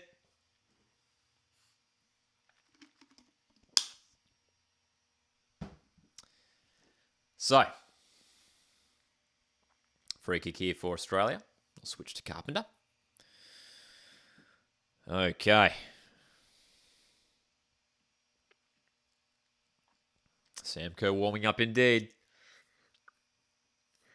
Pretty early on in this half too. I mean, maybe we'll see Sam sooner than later. What minute did Sam come on in the Denmark game? It was like with 15 minutes ago or something like that.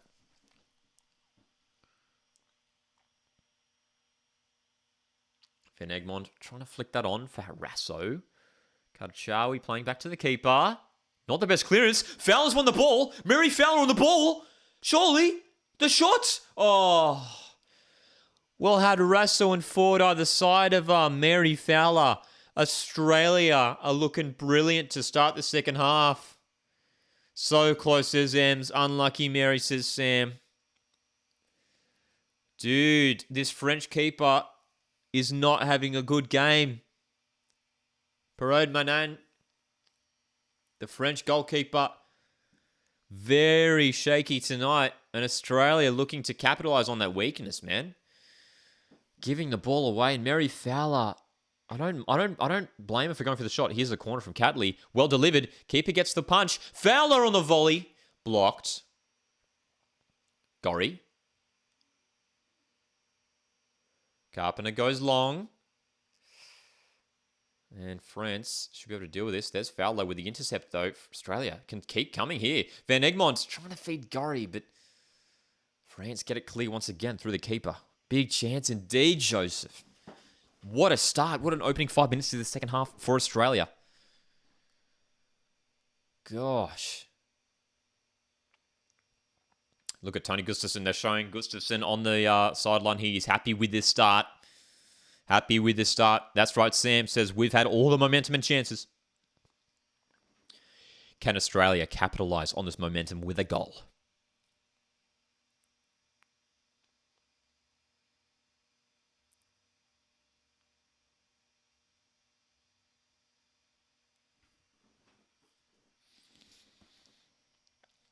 Look at the fans in this stadium, man. I mean, there's not a seat free.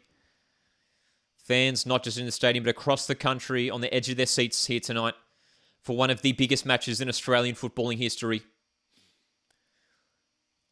Australia 0, France 0.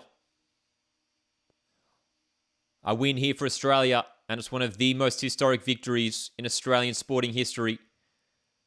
Bit of a giveaway in here in midfield. Diani on the ball. Driving forward.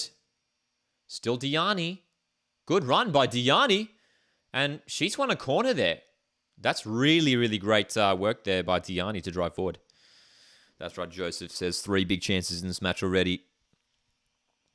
Thanks for that, Max. Says in the Denmark game, Sam came on in the 80th minute. Cheers for that, Max.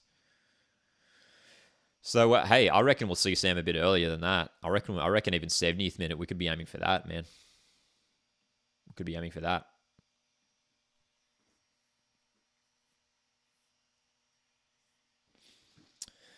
Daly's corner delivery here for France. Looking to score the first goal of the game. It's going to go wide. Miss everyone. That's right, Phil. Phil says, despite all the attacking, beware of French breakaways. We know France have plenty of players who are dangerous on the counter. Basha, Daly on those wide areas. Diani has pace through the middle as well.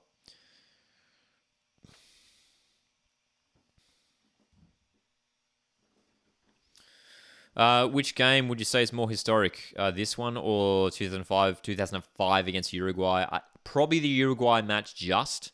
But I tell you what, the semi-final would probably go above it. The final, if Australia made it to a final, it definitely would go above 2005 Uruguay.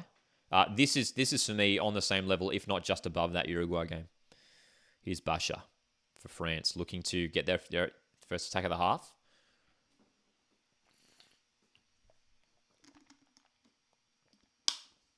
Garachawi went for a big through ball there, but that rolls straight through to Arnold. No doubt, though, this is right up there. It's like top 5, for me, top 5 biggest games in Australian footballing history. That Uruguay game's up there for sure. I'd probably say that Australia v Argentina in the round of 16 in the Men's World Cup last year is probably up there. Oh, geez, Arnold under pressure by Lasummer. Giving the ball away here. Hunt gets it high, and Van Egmond can't get a touch on that one. But she wins the ball on the floor. But it'll be a throw-in for France here in a good area for them. Important that Australia stays strong at the back here. Who would we take off for Kerr? Van Egmond maybe, says Sam. I would probably go Van Egmond as well. Delivery for... Oh, great chance, France. The delivery wasn't bad. Les Sommer just wide at the far post. Bash's delivery was dangerous. Oh, dude, Sam's coming on. Dude, Sam's coming on. Sam's coming on right now. 55th minute. We got her in the 80th, and it is Van Egmond coming off for Sam Kerr. Dude, Australia rises as one of the greatest footballers in Australia's history. Enters the field in Brisbane here. Oh my goodness. Sam Kerr's on. Sam Kerr is on. Here she comes, says Phil. Sam Kerr, says Ems. She is on. Wow, that's hilarious. And here she is. Sam Kerr blazing away. Has support in the left in forward. Sam Kerr central for Rasso. Just behind. Rasso. Shot. Oh! What an effort. And what a save. Wow, what an impact Sam Kerr straight off the bench. And almost igniting Australia into the lead here. What an effort by Hayley Rasso. What an effort.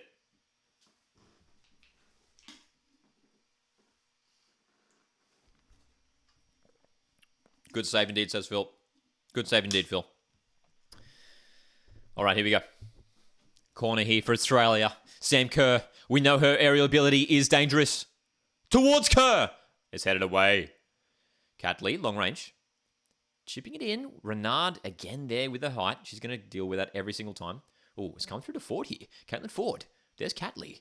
Steph Catley. Can she keep this in? Catley delivers. Far post. Oh, over the head of Rasso. Here's Gorry. Gorry needs a good delivery here. Gorry, the delivery is good towards Kennedy.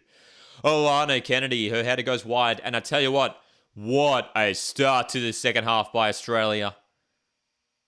Completely on top now, Matildas. Sam Kerr's off the bench and onto the field. And Australia are looking dangerous here. Oh my goodness. Fresh, man. Good to see you here, man. Frenzy says, Sam coming on can't be good for France's nerves. Cannot feel they'll be comfortable committing too far forward. Oh, you're absolutely right. I mean, what a player to bring on, right, in Sam Kerr. What a player to bring on. And France are going to see that substitution and be worried now, man. They have to be wary of it. Look at the pressure applied on Cooney Cross here. France have won the ball. Gorry, well done. And Australia, they've won the throw in there. Very good. They've won the throw in there.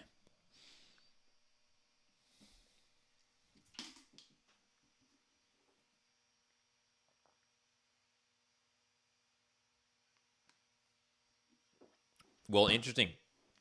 They just showed a shot of Hervé Renard, the French coach, and I tell you what, he had a nervous look on his face.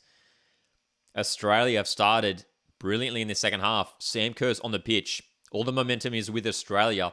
This is a crucial moment in this game for France. They're playing in front of a stadium of 50,000 screaming Australian fans. Everything's going against them. This is a real test of France's character. And look at that. Diani, one of their best players, just giving the ball away under no pressure at all. And Australia back in possession here. Well done, Mary Fowler. Oh, what a run by Mary Fowler. And she's fouled. And you're going to start questioning when the bookings will be brandished here. Because Taletti has brought down Fowler, who was breaking away there. But, geez, I tell you what, that's really on the line there in terms of whether that was a yellow card or not. Is Sam or Steph wearing the armband? Good question. I think it's Sam. I think Sam is. We did see Steph Catley give Sam Kerr the armband when she came on against Denmark. I'm actually not sure. We'll keep an eye on that one. Let me know if any of you guys spot it.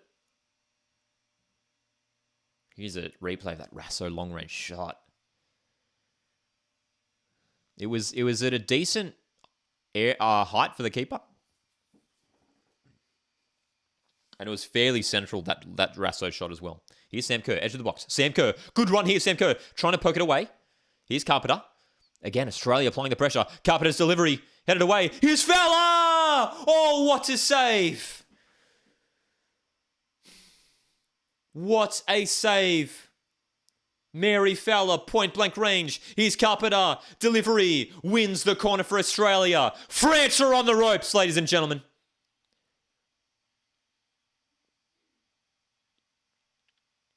Mary Fowler, what a chance. Straight at the goalkeeper. Oh my gosh. Oh my gosh.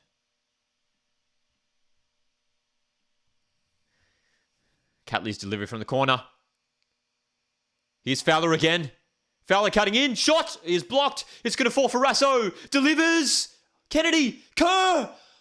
Sam Kerr trying to go again. That's got to be a corner. It will.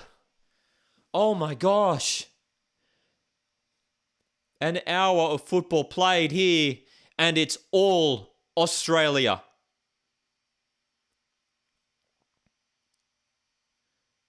This is remarkable, man. Australia need to score here. Need to capitalise on this pressure. France are truly shaking now.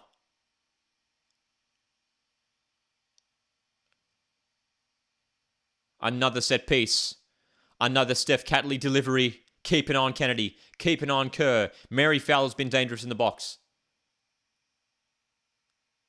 Catley hangs it up. Wendy Renard yet again with that headed clearance. Carpenter looks to get it back inside. Gayoro clears. Shaky touch from Cooney Cross. Diani can counterattack here for France. Oh boy.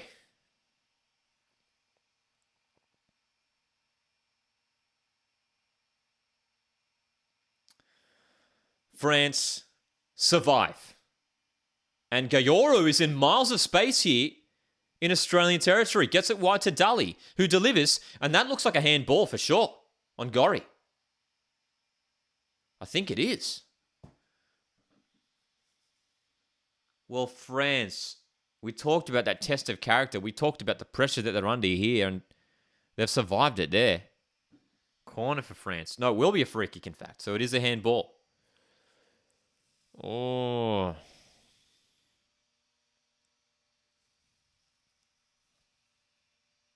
Gorry with that handball, and this is a free kick in a great position. It's essentially a corner, but a little bit closer in.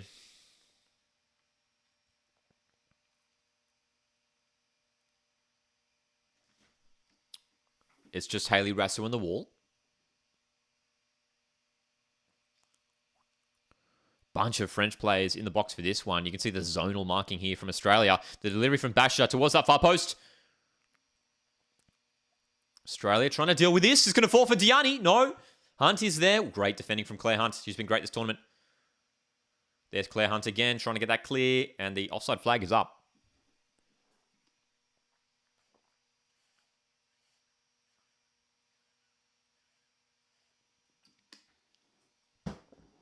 Oh, how are we? How are we, freshmen, dude?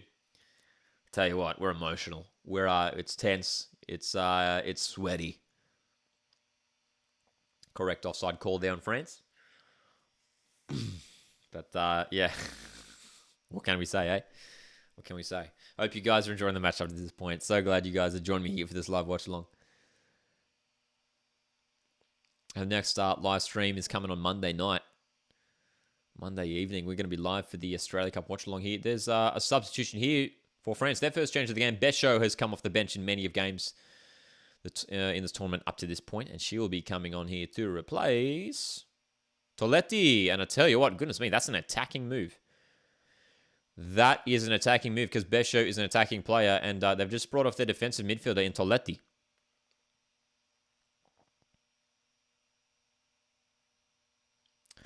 So Basha looks like she'll play out wide, and it will be Dali and Gayoro, the two central midfielders. Oh, Ford's in behind here. Sam Kerr central. Ford still trying to go. France win the ball back. Nice pass by Besho into the feet of Diani. That's surely not a foul. Claire Hunt just too strong there. Gets it away for Catley, who should go backwards here. Steph, what are you doing? Win the throw-in anyway. Okay. Frenzied Rabbit says Australia have been better on margins, in my opinion. Did you watch the Burnley City game? Didn't watch it. I caught the highlights, though, this morning. And Premier League, great to have the Premier League back underway. And Man City with the big win. With a big win against Burnley this morning. The referee here just having a word to the French bench here.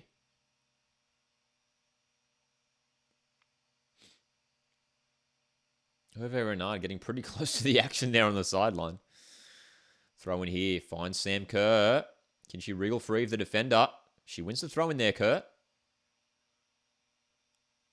So, Australia. Can we keep this momentum going? Fowler's been really key tonight. Cooney cross sprays it wide for Carpenter. Rasso goes back. Inside. Back out for Carpenter. Good challenge by Basher. Kane confirmed to Bayern. It's official, isn't it? No surprises now. As we know, Harry Kane, his move to Bayern Munich is on. Disappointed, obviously, for Spurs to lose him, but he's been there for such a long time, been a fantastic player for them. But Bayern Munich are gaining a world-class striker in Harry Kane, of course, aren't they? Getting close to extra time, says Freshman. Well, the way it's going, we could be set for extra time. Two defenses who are on top here. Catley under pressure here from Besher. Well done, Catley. Where's the foul? Where's the foul from Steph Catley there? She's just trying to she's trying to win the ball. She was the one that was brought down. Let's have a look at this replay. Where's the foul here? So let's have a look. Oh, it's not a foul. I'm sorry, that's not a foul. There's no free kick in that. There's no free kick in that.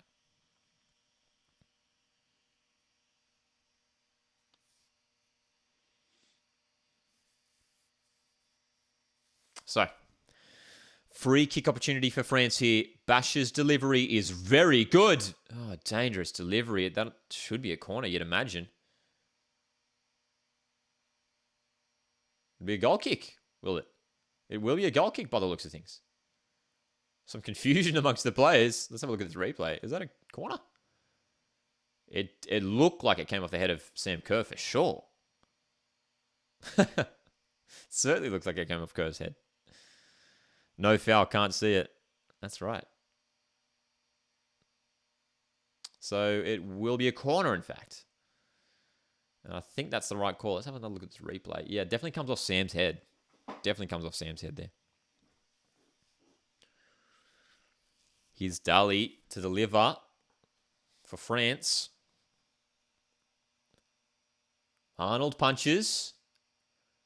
Basher. Whipped in. Dangerous delivery. Kennedy goes away. Cooney Cross. Oh, Cooney Cross looking to drive forward here with her pace. Cooney Cross needs to lay it off here. Carpenter with her pace. And look at Gorry. Gorry central. Carpenter needs to look up here. Oh my God. Just look up, Ellie. Oh. Gorry was in acres of space there, man.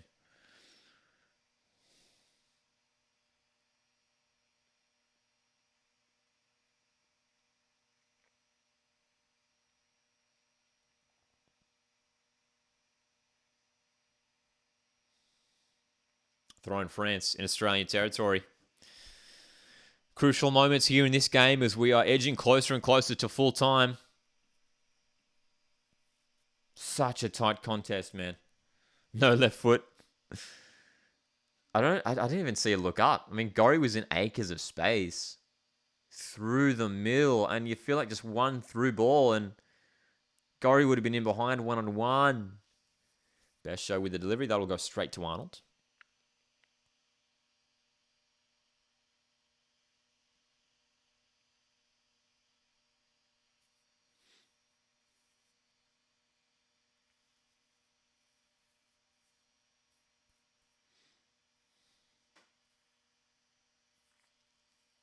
One substitution for either team up to this point with just over 20 minutes remaining. Ball over the top, almost for forward, but thrown for France. So Will we see any more changes for the remaining 20 minutes? Courtney Vine is a potential option for Australia if we want a different approach on the wing. Alex Chidiac can change the game as well. Even Kaya Simon. We know Kaya Simon is potentially fit to be involved in this match. She has been training lately. And the ball, oh, dude, I thought it was going to flick over for four, dude. Frenzied Rabbit says time feels to be slowing down now. I think, yeah, especially like after that frantic start to the second half, yeah.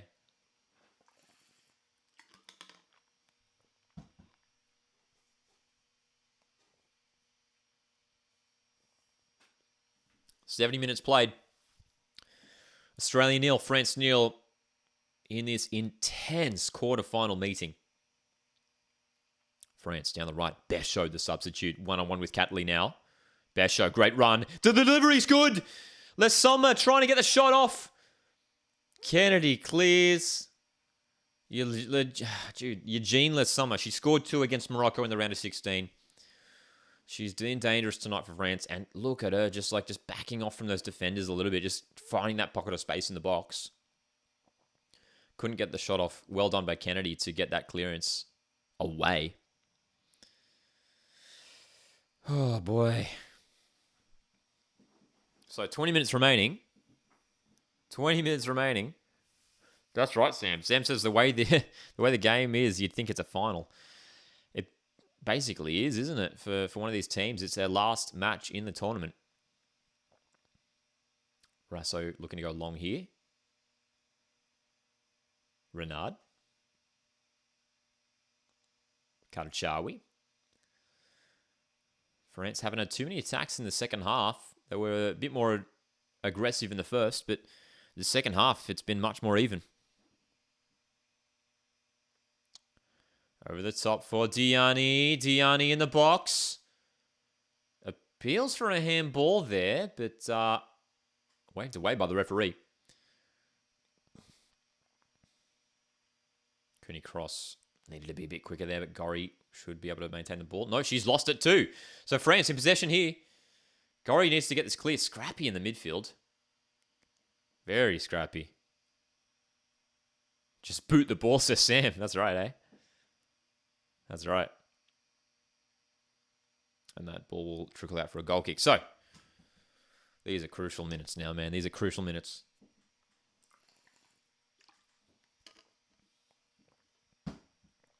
Ooh, was that a hand? No, I don't think. Oh, let's have a look at this replay. Did it strike the hand of Claire Hunt? Yes, 100%. That did look close, tucked into her body though. The arm is up like this, so it's basically like hitting her shoulder. So no handball, correct call. Sam Kerr with a smart flick on there, looking for forward, and Australia have won the throw in there. Very, very lucky, says Sam, on that handball. I assume you're talking about that. Yeah, it was tucked into her body, which is important.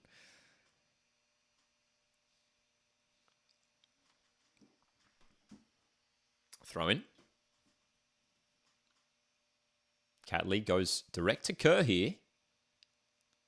Kerr hangs it up in the box towards Rasso, who will have to chase this ball down as Carpenter in support.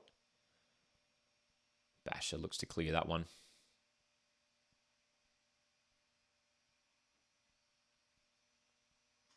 Australia in possession. A goal here for either side would be monumental. Or are we set for extra time? White even Carpenter goes inside, but that was a mistake because Daly was there.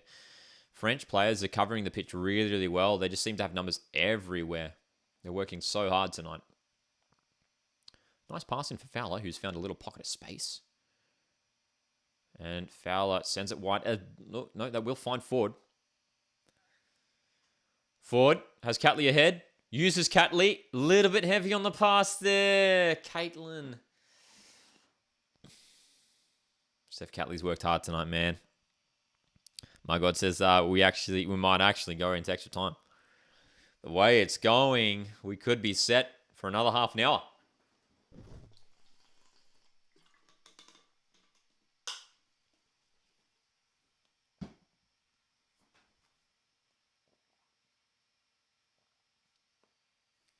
Australia 1, Sorry, not Australian one. Oh my God. That's a mistake. Don't listen to me. I wish it was an Australian one. Australia nil, France nil. At this point in the game, a goal now could potentially be the winner. France looking to get forward through Almeida. Goes short for Besho, who will keep that in for a corner. So a corner opportunity for France, who haven't had too many opportunities in this second half. And Eugene Lesummer appears to be hurt here. What's happened here? Oh, wow. Okay, Eugene Lesummer not only took a boot to the head, but a ball to the head as well there.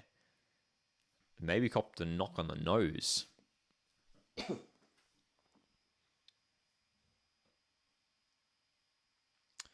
So France players are appealing here, and there's a slight there is a scratch on the nose of Eugene Lesummer, who did cop a knock there, and she will have to get this treated. Not too many injuries at all this game. Hey, despite like it being a really tense and tight and competitive matchup, there hasn't been too many injuries. Captain Love says this is hard to watch. Freshman asks, what do you think of Australia's performance so far? I think it's been very good. We know that this is a tough matchup. I think considering the circumstances, Australia doing all right, man. Staying composed.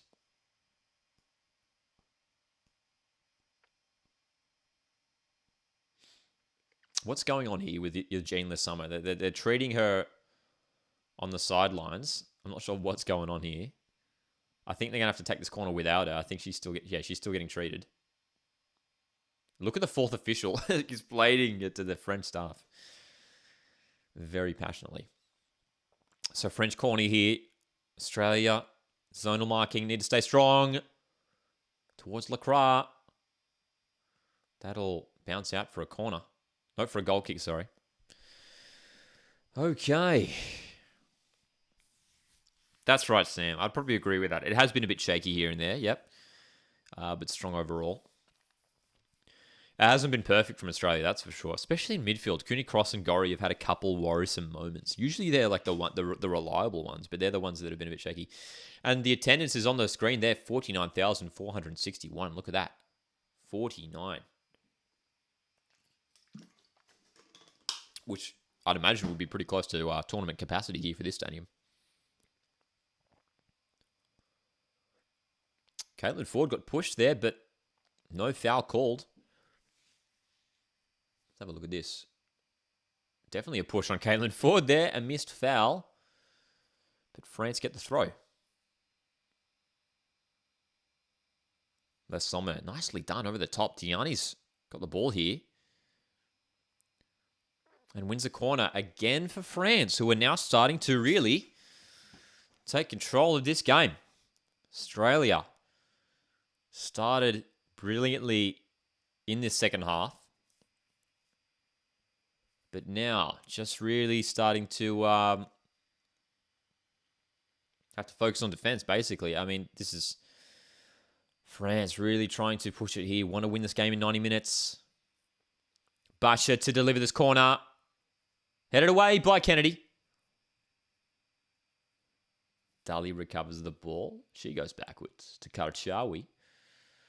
It's not a bad delivery at all by Karchawi, and it's headed away again. Gorry to bring this clear. Looking to go long. Again, France in possession.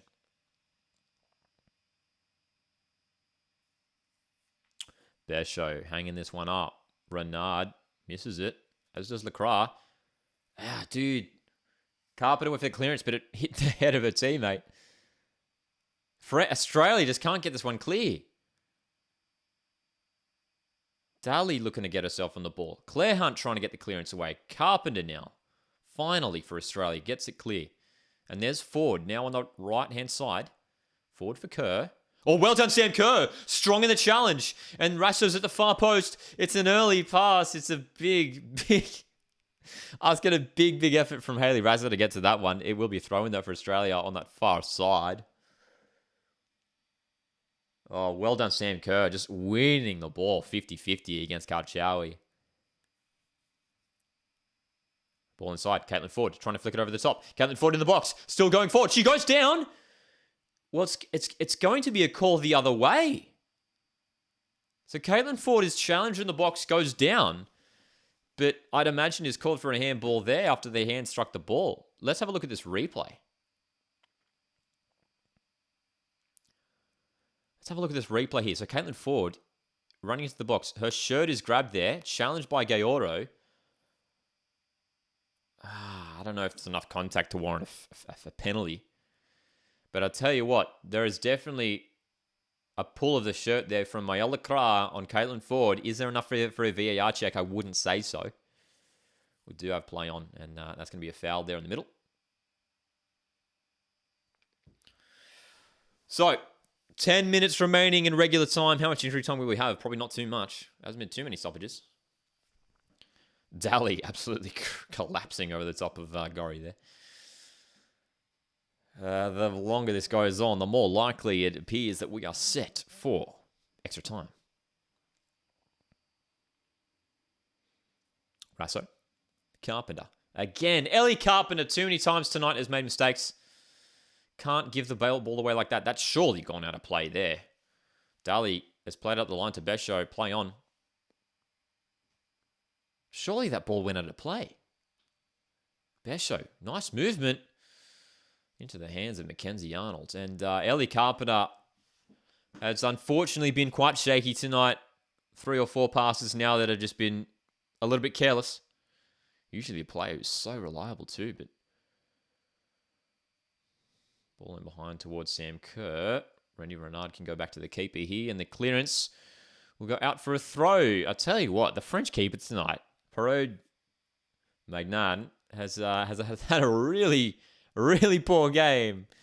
Poor judgment, poor clearance, poor with their footwork, and tell you what, so it's allowing Australia to stay in this game, that's for sure. Sam reckons there'll be 8 minutes of added time. Julian's here as well. Good to see you here, Julian. We're feeling pretty nervous. We are feeling pretty nervous. Julian says, I hope we don't go into penalties. I'll literally get a heart attack. Long throw from Carpenter. There's Kerr in the box. Basha clears. And that should be a throw for Australia, is it? Okay. So, the referee's... Was the referee holding something there? I don't know. We're playing on. Okay, so Rasso trying to control this. Fowler's been good. Oh, that pass has gone wayward. As soon as I'm about to say a Fowler's had a good game tonight, plays that wayward pass for Gorry, who was just moving ahead of it. Basha looking wide for our D. Almeida, who's pushed forward from right back here. 1-2 with Gayoro. It's good here. D. Almeida's delivery straight into the hands of Arnold. Australia not tested too much in this second half. It was the first half where France were looking really good. But Australia have been very, very solid in this second half. As they have in the first, to be fair. Australia 0, France 0. Minutes remaining. We're into single digits. How much injury time will we have? I'll tell you what, we haven't had too many stoppages. Kerr trying to get this flick on for Ford. The flag stayed down. Caitlin Ford. Great challenge from Karchawi, who's gone down injured. And is it a foul? Well, Karchawi is in a lot of pain here, the French left back. Caitlin Ford was just going in to win the ball.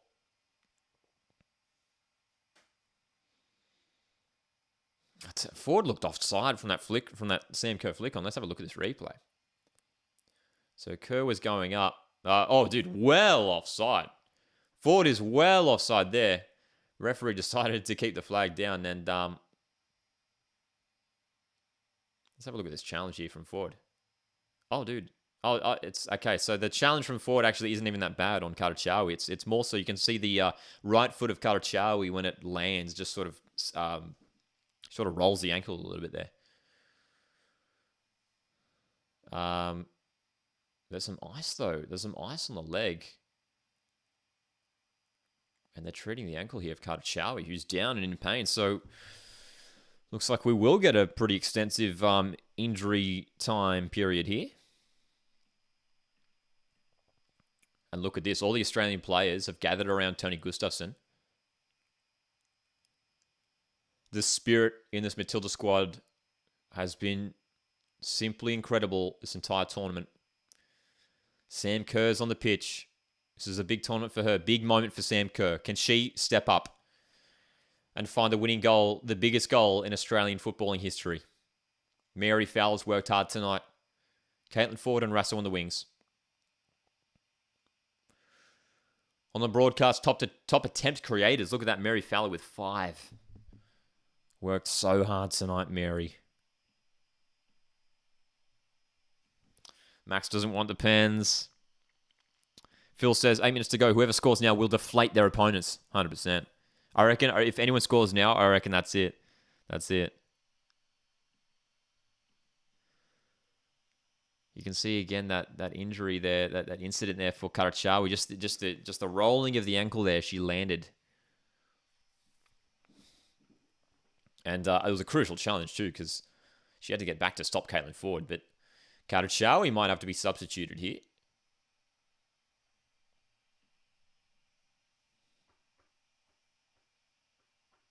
Sam says that's what they do. They keep the flag down in case something happens, which is why they have VAR to change things. Yeah, we do know that's the rule, but I mean, for blatant ones like that, I don't like it. I don't like it. I mean, that one was, they do it for ones that are, you know, when they're pretty marginal. But that offside before from Caitlin Ford was, I mean, she was like 5 meters at least offside. Well offside there.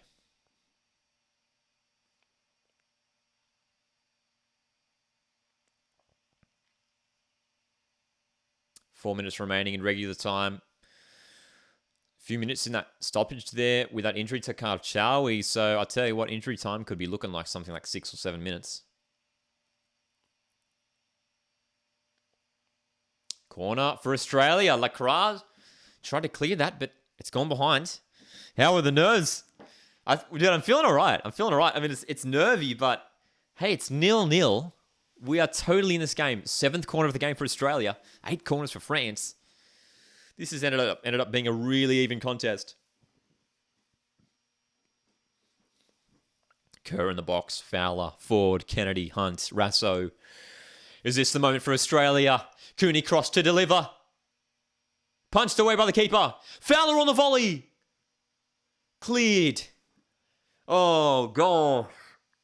Oh, my gosh, dude. Mary Fowler, again with an opportunity. She's finding the space, the pockets of space in the penalty area. Wow.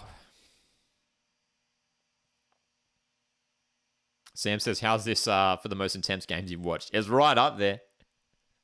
It's right up there, isn't it? It's nervy moments here for both teams. Minutes remaining. Scores level at 0-0. Extra time is looking more and more likely by the second.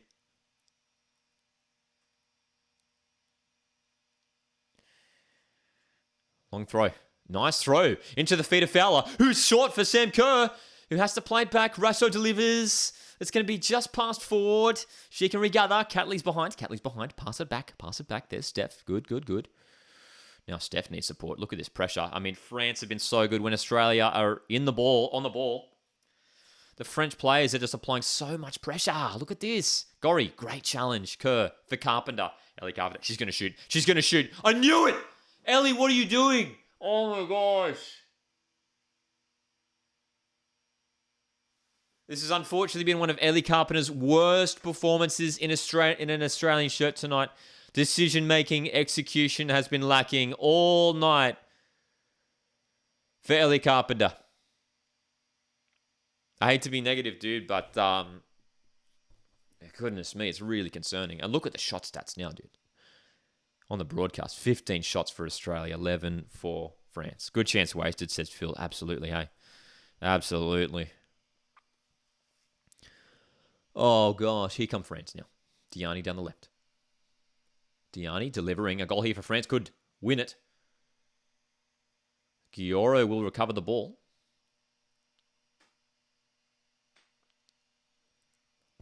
Slice like an Ash Barty backhand. That's right. Delivery in here. Australia should be able to get this clear. Gorry goes straight up to Kerr. Nice back pass there by Kerr. Basher's cut that out, though. Here's Basher, and she'll shoot just wide of the goal. Long-range effort for France there. Tight game on the pitch. Tight game in the stats. We're looking like extra time is likely here, man. Dylan, thanks so much for the super chat. My friend says, do you reckon winning this game equals the achievement of winning the Asian Cup in the men's? I tell you what, it's just as historic because we know a win tonight from the Matildas. Matildas have never made it past the quarterfinals. It's uncharted territory for the Australian women's national team.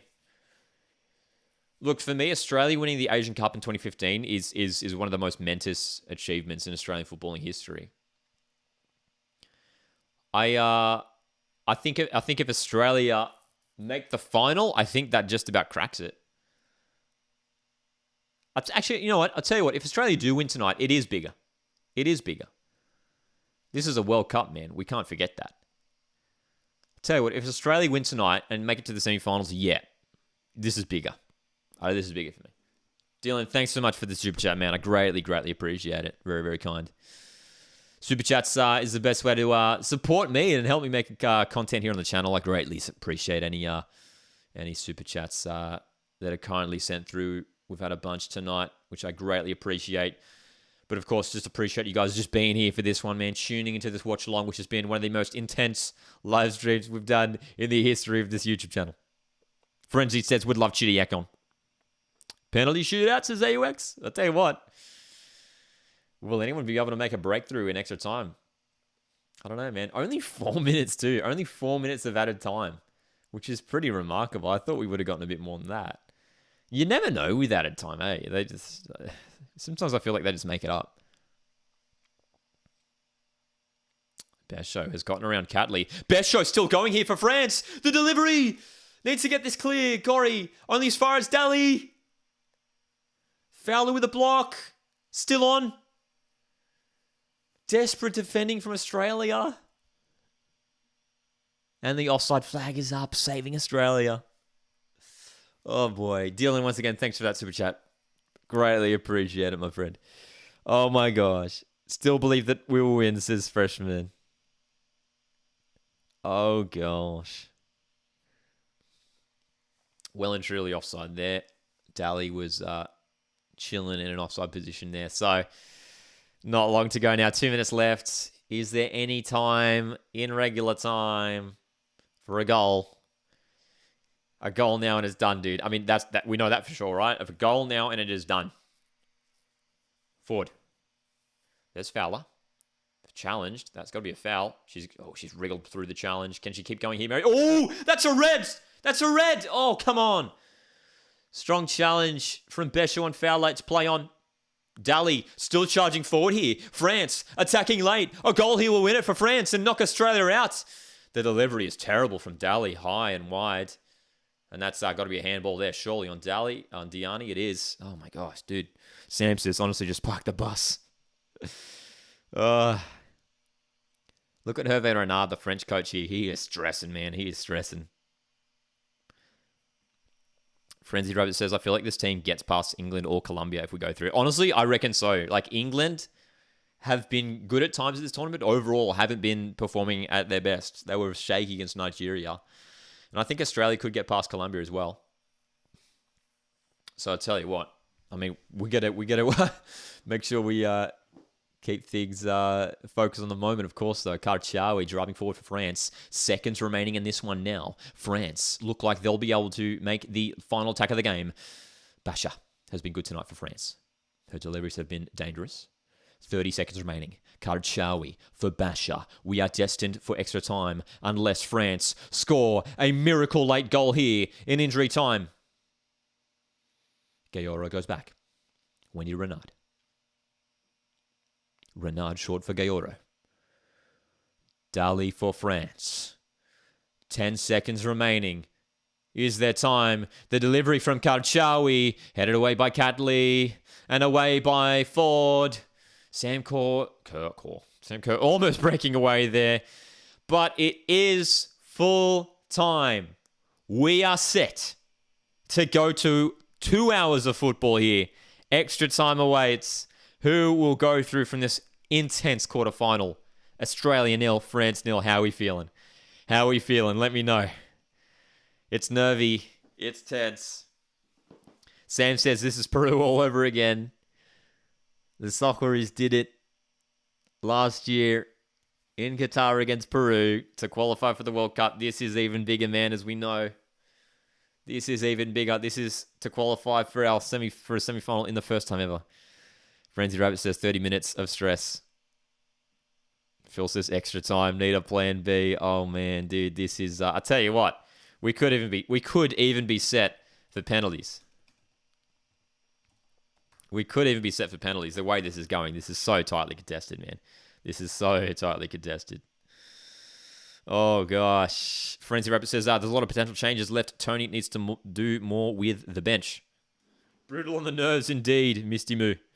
Brutal on the nerves, indeed.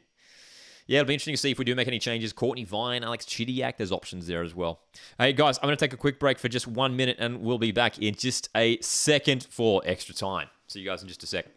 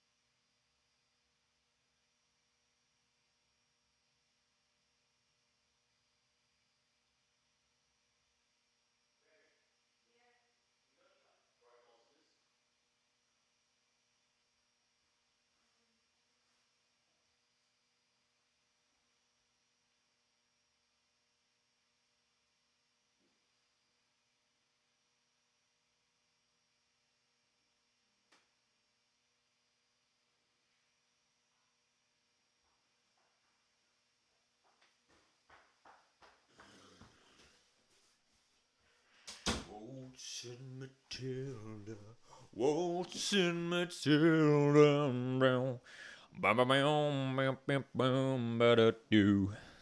excuse me. Hey, how's it going? We are back for extra time in what is been one of the most intense matches of this tournament up to this point. France to get us underway in extra time. Australia 0, France 0. Who's going to go through from this one? Half an hour to go, dude. I don't know how much more I can do with this. Team's ready. Any changes at the break? Doesn't look like it. Both teams playing at the top of their game, man.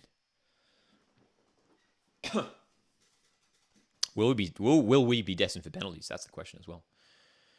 Still, we wait for kickoff here. Here we go. Finally, we're kicking off. Oh, my gosh. Okay, extra time is underway. How we feeling? How we feeling, man? Oh, gosh. Jimbo's back in a 2-0 win for Australia in extra time. Hey, we'd love that. We'd love that. Sam early on asked, if it goes to pens, who's your 5 to take one? Kerr, Catley. They're the 2 locks for sure. Kerr, Catley. Let's go Gorry, Ford, and Fowler. Probably throw Haley Rasso in there as well. But yeah, they would be my 5. So, I'll tell you what, this right now, this moment right now has Sam Kerr written all over it. Injured for most of the tournament. Heartbreak on the eve of the tournament to pick up that calf injury, right? Calf injury.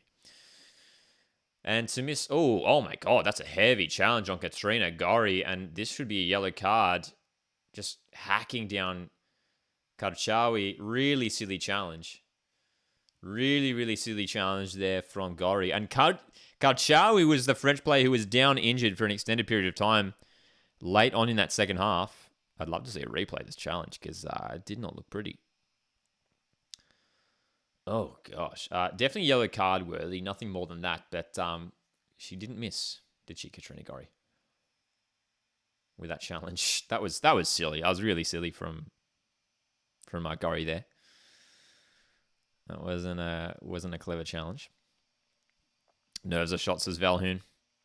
Sam says, I think all the senior players on the field have to go first. Yeah. This is a moment for the senior players to step up, man. The likes of Kerr, the likes of Ford, Kennedy at the back. Katrina Gorry, very experienced midfielder. This is the game, man. This is the game that these girls have been working hard for years now, this team. And if we go through, we enter uncharted territory. Ref found the card, says Frenzy. Finally, right? Finally, right? It's Katrina Gorry who picks up the yellow. So, will we have a winner in extra time? We've already had one of the quarterfinals go to extra time. That was Spain v Netherlands yesterday, and Spain found the winner in that extra time period. And a dive here. Well, this is an interesting moment between Carpenter and Basha. So no foul was awarded here, and you can see Carpenter talking to Basha here, telling her to get up. I'd love to see the replay of this challenge. Carpenter was adamant that was a dive.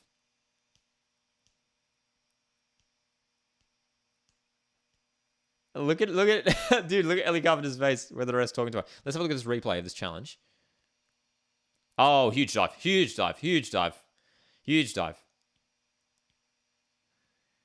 Oh, it's a disgusting dive. Oh, no. You know, it's a shame. She's such a good player, Basha. But we were talking about it earlier tonight. Multiple games throughout this tournament. It's terrible sportsmanship. Stuff like that. Trying to get in players' faces when they're trying to take a throw in. Diving. She's a fantastic young footballer. And it frustrates me when young footballers have that kind of attitude. You got to get that out of your game. And she's completely dived and rolled around for a minute, pretending like she just got wiped out. Ellie Carpenter barely touched her. Her legs didn't make contact at all. And it's a shame from Basha. Because as I said, she's such a fantastic talent. But it's quite clear that there is some sort of an attitude problem there. Because this has happened on a number of occasions now. So here's the corner for France. Dali's delivery towards Renard, and the header is going to go wide for a goal kick. They really need to book for these dives and any other unsportsmanlike conduct. Yeah, I mean, look, there was like the tiniest bit of contact, but not enough to go down in such a manner. But yeah, absolutely. I think, especially from what we saw before, when like Basher's trying to get like in front of players, like when they're trying to take a throw in. I mean, just book them, right? Just give them the yellow card. We can't. It's just not helping anyone, right? Alex here says, I can't take this pressure. It's nervy moments here in extra time, of course. It's been nervy throughout the entire 90 minutes, and it's just continuing to build through this extra time period. Can Australia make a breakthrough here? Fowler, well, Kerr is well and truly offside. Not sure what Sam was doing there by chilling about 10 metres offside. By the time this game ends, it'll be time for the Arsenal game, says Sam. That's right. We've got a couple games coming up. We've got England v Colombia. That's kicking off in just over an hour. Bunch of Premier League action on overnight as well. Australia Cup is back on tomorrow, of course. Plenty of Aussie football fans very excited to see the Australia Cup getting underway. Oakley Cannons take on Melbourne City tomorrow. Sydney FC v Central Coast Mariners. Campbelltown City take on Macarthur FC on Monday. As do Northcote City host Adelaide United, and Newcastle Jets v Brisbane Roar. So, what does the park the bus mean in football? Park the bus is basically a term for just basically defending for your life. It's essentially if you were to get a bus full of players and just put them in front of the goal so you don't concede. That's essentially what park the bus means. Long free kick here for Australia. Headed away. Straight to Diani. Nicely worked there by French to flick that on. It's like a pinball. No worries, Stephanie says good luck for the Matildas. Thanks for tuning in, Stephanie.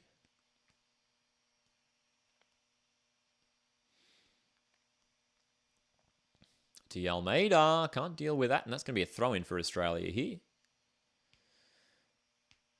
In a good area of the pitch. Haven't quite launched an attack just yet in this extra time period. Can they fashion one now here, Australia?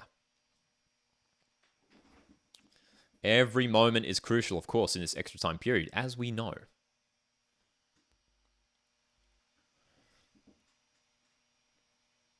Sam Kerr. She's lingering in the box. This is her moment, man.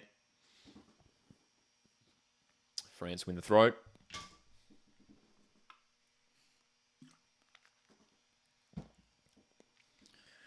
Aussie fans in the stands need to get behind the girls in these crucial moments. Well done, Katrina Gorry, winning the ball back, trying to get around the defender, whipping a cross in, and that was always going out of play. Dylan says, bring Courtney Vine on. It'd be interesting to see if we do see any substitutions. Hey, I'd love to see, I would love to see Vine come on, man. She's the kind of player who could make a big impact. Fantastic player, Courtney Vine. Who would you bring off, though? I guess that's the question. Maybe Rasso. I think Ford has looked very, very good. I don't know if you would want to bring Caitlin Ford off. She offers a good outlet on that left wing. So maybe Courtney Vine on for Rasso could be a substitution that we could see in this extra time period.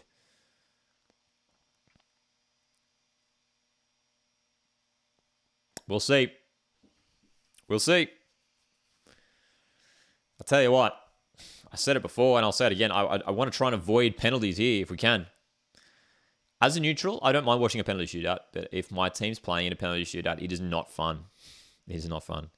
Carpenter off for Vine, that's an attacking change. I wouldn't do that just because I think that would leave us a bit too exposed to the back. So I think it would have to be Vine on for either Ford or Rasso. Le Summer. Best show on the right for France. Best show still. It's gone out of play for sure, right? That'll be a goal kick. Got to be a goal kick, surely. Referee's having a talk. I mean, that's obviously a goal kick, right? No, it's going to be a corner. What? The best shot had the ball, but dribbled that out of play. Let's have a look at this replay here. That's gone out of play for sure, right? Let's have a look. Oh, it's quite clearly out of play. It's very clearly out of play. Well, okay, so I tell you what, if France score from this corner, can VAR intervene? I don't think they can. Here's the ball in the middle. Oh, it's in! No goal, no goal, no goal. No goal. Free kick Australia. Oh my gosh. Well, Kennedy adjudged to have been fouled in that moment there. Oh my gosh. Hearts in the mouths moment for Australian fans. No goal for France. Let's have a look at this replay. Yep, and look at that, very clear. In fact, it wasn't even on Kennedy. Wendy Renard just ripped Caitlin Ford to the ground. Look at this. What is she thinking? What is she thinking in winning that header? Caitlin Ford has just been torn to the floor by Wendy Renard. And justice has been done there because it shouldn't even have been a corner in the first place, man. Dude. So, just a scare there for Australia, but no goal. No goal. If that was a goal, you'd expect the team to protest FIFA. I mean, like, I can't recall, like, if there's an incorrect incident in like the corner, in the lead up to the corner being awarded, can VAR? I don't think VAR can go back to that because the corner was the on-field decision, and I don't think they can overturn that. Shouldn't even been a corner, says Sam. Exactly right. Shouldn't have been a corner. So 100 minutes of football has been played here in Brisbane, Australia.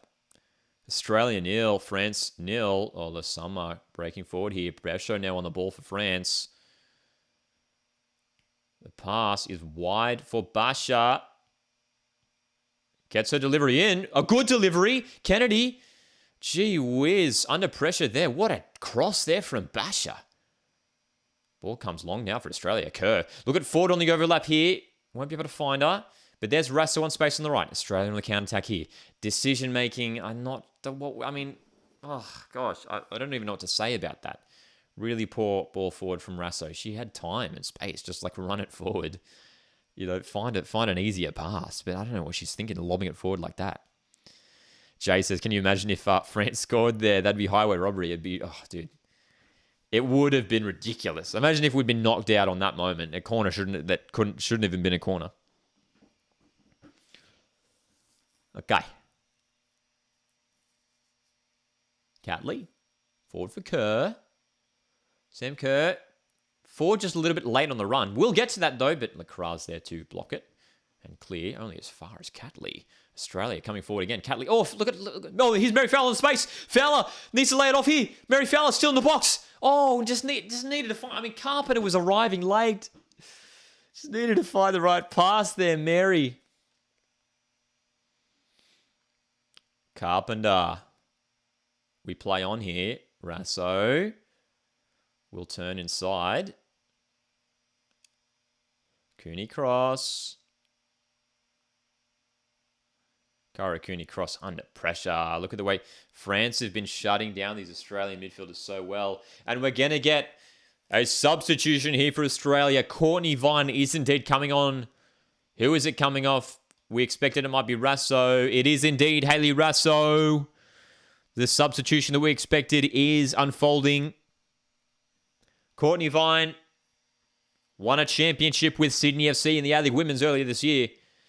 Could you help this Matildas side get through to their first ever semi-final? What a moment here for Courtney Vine. Vine on the ball now. Early touch. Trying to get around Karchawi. Vine challenging for this one. Karchawi strong there, holding up that ball.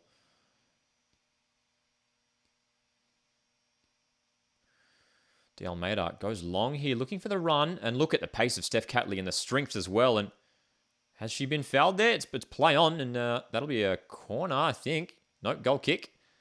Again, there's been a few times where the assistant ref and the main ref have been really confusing that decision. Steph Catley has pulled up very gingerly after this moment here, this challenge.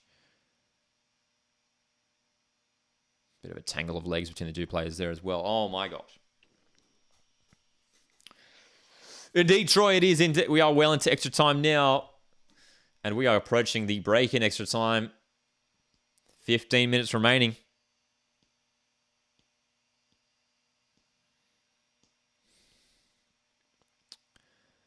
So it is a goal kick. Arnold will go long here. Kerr. Can't flick it on. Oh, but that's a great header forward by Gorry. And Ford's in behind, but out wide. Vine is central. Kerr's arriving late.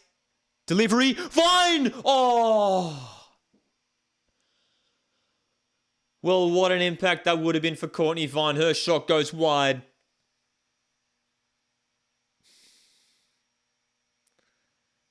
Ford was onside. Great run. Well done, Courtney Vine, with the movement in the box to get to that ball first. Oh, what a chance. What a chance.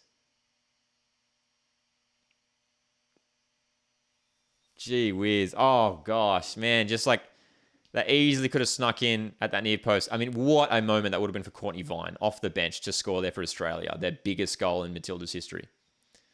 1 minute of added time here. So we'll go to 106 before resetting at 105. Nervy moments. And you know what this means.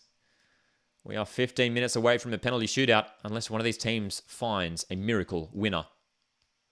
Gayoro feeds Almeida out wide, who has space to drive. France, one final attack for this first half of extra time. Delivery. Shaky one. Arnold needs to claim here. Oh, geez. Claire Hunt got in the way there. And that might be time in the first period of extra time. Gosh.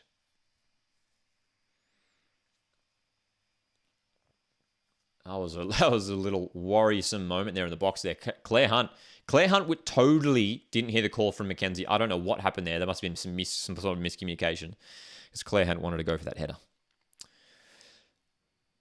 That concludes the first period of extra time. Ladies and gentlemen, 15 minutes to go. 15 minutes for one of these teams to step up and win it. 15 minutes until we endure the nervous experience of a penalty shootout. That would have been the definition of a super sub, says Sam. Absolutely. I mean, imagine the scenes if Vine had scored there. Substituted on moments before. Crazy.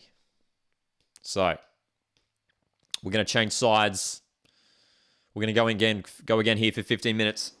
Australia 0, France 0. This has been one of the games of the tournament. So tense, so tight. Both teams have put everything on the line tonight. Oh, dude, what do you guys think? Are we gonna get a goal, or is it gonna be pens? My God says it's pens for sure.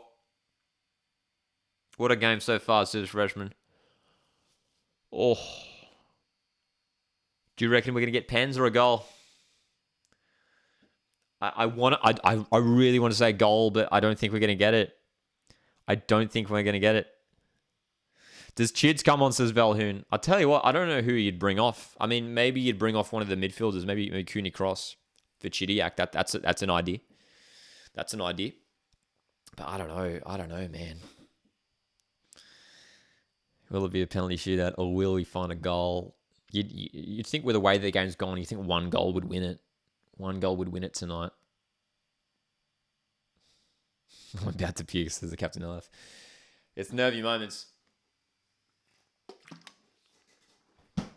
It's nervous moments here. This is the game of their lives here for some of these players. For both sides, man. For both sides.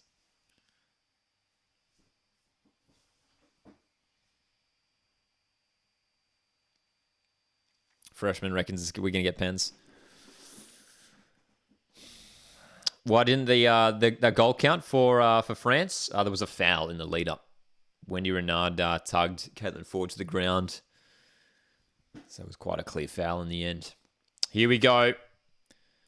Second period of extra time is underway.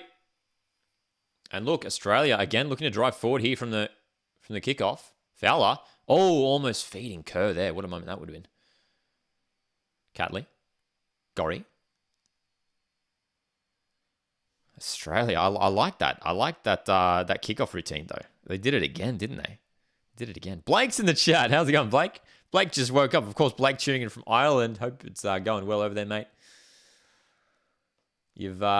For anyone just tuning in, you've missed a thrilling contest, and we're in the final stages now. Australia 0, France 0. 15 minutes to go till a penalty shootout. Will we get a goal, or are we destined for penalty kicks? Claire Hunt, that looked like a handball. Oh, it's play on, though. Vine, looking to play it up to Kerr, who hasn't seen too much of the ball.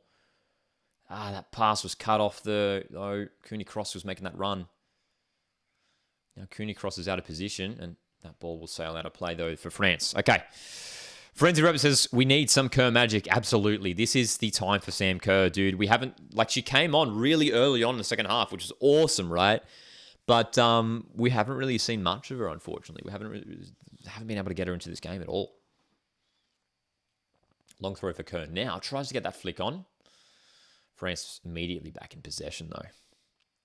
Basher striding forward here with determination. That's a really smart pass into the feet of Diani, who shoots. It's going to fall for Besho. Oh, great save, Arnold.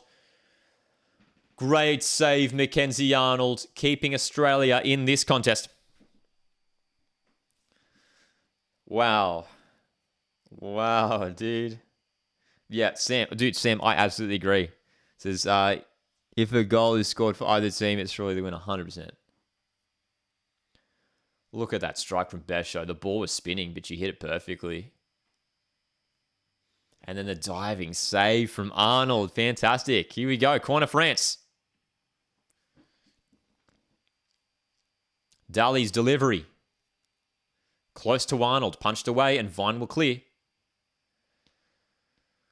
Australia need to set up here. They've been so solid in defence tonight. Once again, Australia. The last 3 games now have been so good in defence for Australia. Can we keep this dream run going? Not long remaining. Not long remaining. Closest game imaginable, says Frenzied. Shot stats are even.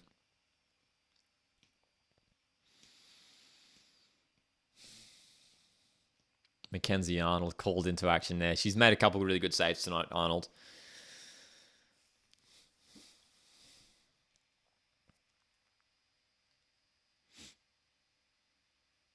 Tell you what, if we can switch the ball here, we've got some space out on that far touch line. Dali, well done in the middle.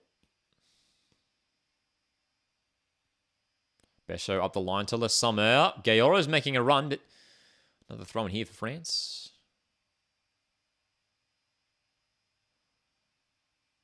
It's going to be deflected into the path of Diani, and Kennedy will have to clear this. So, oh gosh, dude. Still time. Still time. Jan says, the Matildas don't give me confidence in a pen shootout. Oh, dude, it's going to be nervy if we do. I don't want a pen shootout. I just want to avoid a penalty shootout.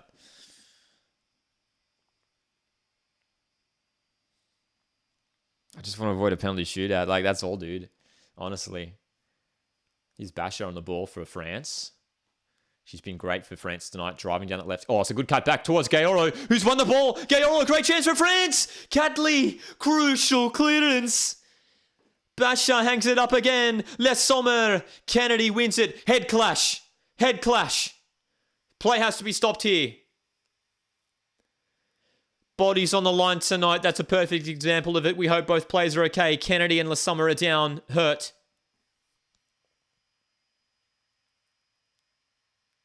Wow, what a moment for France there. Gayoro, fantastic touch to get around Hunt. And oh my goodness, Diani and Besho were right in front of goal. And Steph Catley, desperation to clear that away. What a chance for France there. That could have been the moment. But Steph Catley, with her experience, fantastic, man. Fantastic. Oh my goodness me.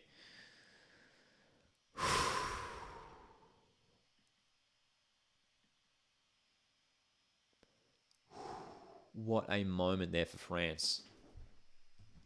So nervy. The good news is both players are back on their feet and seem to be okay after that little head clash. Second time, I mean, we know, as we can see here, Le Sommer, she picked up a gash on her nose after a high boot earlier. Kennedy currently still being treated on the pitch. Do have Claire Polkinghorn on the bench if Australia do need to make a substitution. We might need to if Kennedy isn't right to continue here.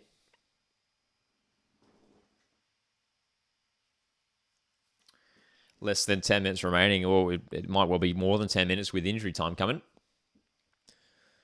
And still this concussion test continues here for Alana Kennedy, and Eugene Le Sommer on the sidelines ready to come on as well.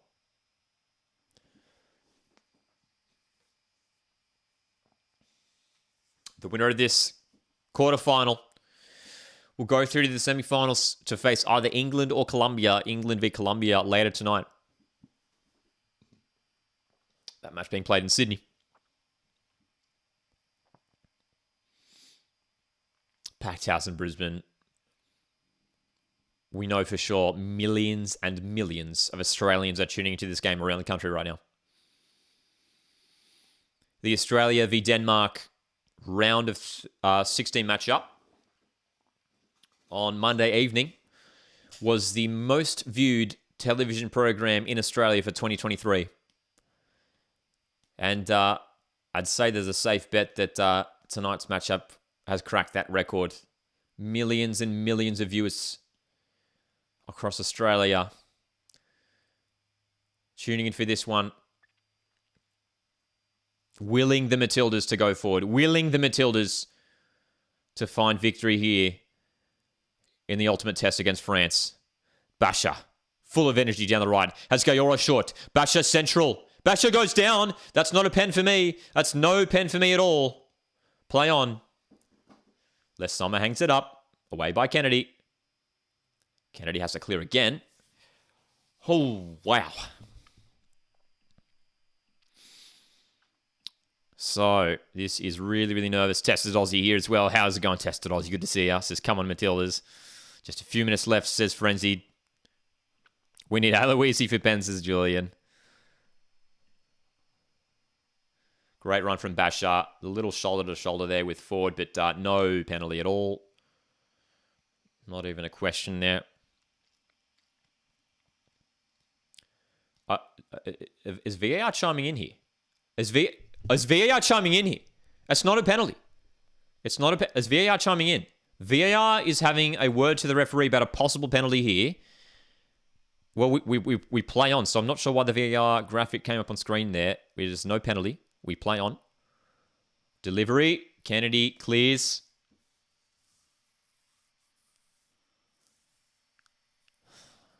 Minutes remaining, and this extra time period has been dominated by France. It's them who have been doing the attacking in this extra time period.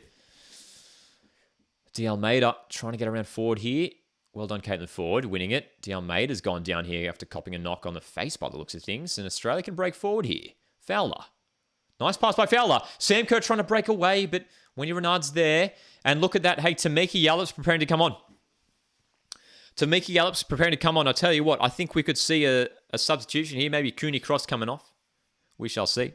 Hey, Sydney footballer, how's it going? I'm doing well, my man. Feeling a little bit nervous, but we're doing all right. Yes, indeed, heading down to Wollongong for Sydney v Mariners tomorrow. So Tamiki Yallop's coming on here. I'm going to say it's Cooney Cross is probably going to come off for her, but here's Ford. She's won the ball here. Well done. Into the feet of Sam Kerr. Caitlin Ford is continuing a run. It's going to come out to Cooney Cross, though. Kyra Cooney Cross trying to challenge for this ball. She's lost out. There's Catley. Nicely done, Steph Catley. Look at the physicality in this game. That's got to be a free kick for Australia. It is. Steph Catley. What a performance has been tonight for Steph Catley. So physical. I mean, just the commitment from these players tonight has just been so admirable. And the experience of Tamiki Yallop is going to be introduced here. Kyra Cooney Cross has had a fantastic tournament, rumoured to be linked with some of the top clubs across Europe. Kyra Cooney Cross off, Tamiki Yallop on for the final 5 minutes.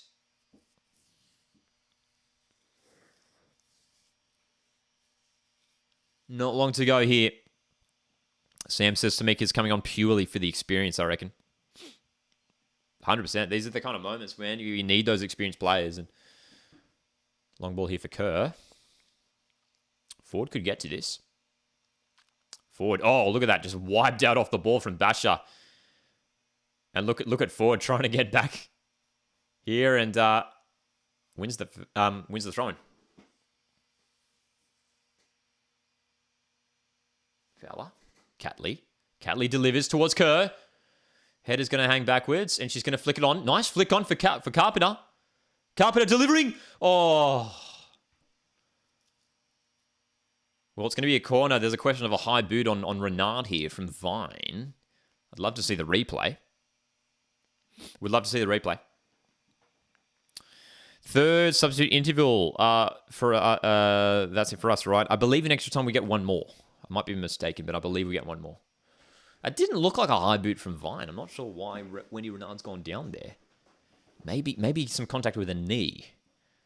But does that count as a high boot? It's a knee that was the higher one.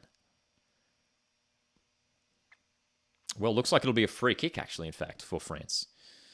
So no corner. No corner. No live watch along for England v Colombia later tonight. Just going live for this one. Everyone's looking gassed now, says Frenzied. Hey, it's getting to that point. These teams have put everything on the line. These players have put everything on the line tonight. Across 2 hours of football. Gayoro's chasing this one down. Keeps it in, but Australia should be able to get this clear. Kennedy goes long, but there's Daly. I mean, France have been set up so well across the pitch today. They keep winning the ball back. Into the feet of Bashar. There's Gorry. Nicely done, Katrina Gorry. Oh, and she's hacked down there by Diani. No, it's play on. Okay, minutes remaining. We will have a couple minutes of injury time at least. Vine getting back to defend there. Can she keep it out of a corner? Yes, well done, Courtney Vine. Keeps that from becoming a corner. It's going to be a throw.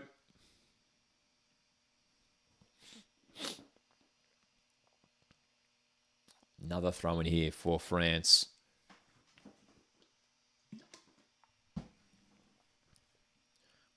Le Sommer. It's going to fall for Basha, who will shoot here. Basha's wide. Emotional performance tonight from both teams as well. They know how much is on the line. And look at the frustration there from Basha. She missed that strike. She knows that could have been the chance for her team.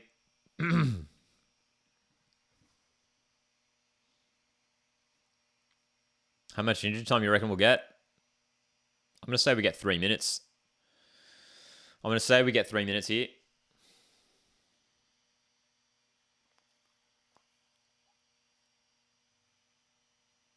Australian throw-in. Look at Hervé Renard blowing up on the sideline here. Upset that the throw-in's been taken further up the pitch. Kerr. Flicked on for Fowler. Mary Fowler. Nicely done. Held up for Ford here. Caitlin Ford breaking down the left. 1-on-1 with D'Almeida. Trying to keep this in play. That's a corner. That's a corner for Australia. That's a corner for Australia. This is the moment. Caitlin Ford hyping up the Australian fans in the stadium. This is the moment for Australia. So close, says Troy. Mackenzie Arnold to come up. I wouldn't do it. I definitely wouldn't do it. No need to throw Mackenzie Arnold up top for this corner. Freshman is back in the 6+ minutes of injury time. Here's Catley's corner delivery. Cleared. Gorry to recover it. Has Temeki Yallop even touched the ball? She will now.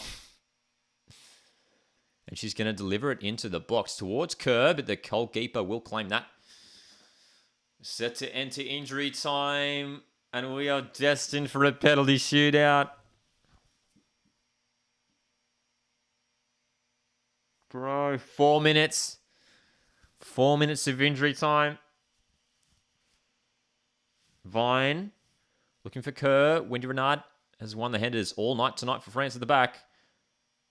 Gayoro wins it in midfield and can drive France forward here. And Besho has the lead on Carpenter, but Carpenter's gotten back to it now. But has gotten around Besho. Besho's done well here and delivers. Oh. She went direct there. She went direct there, Besho, which was maybe a mistake. She had a couple teammates central.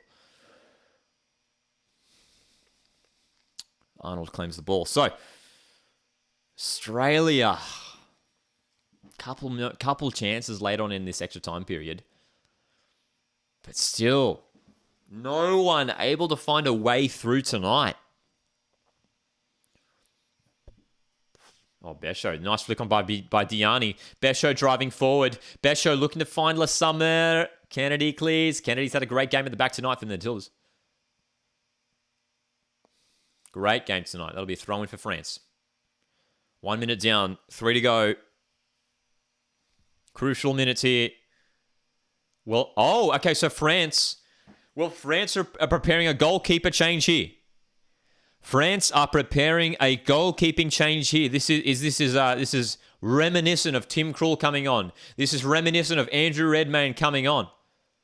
2 changes is here as well. It's going to be a goalkeeper change here. Perisset as well is coming on for France.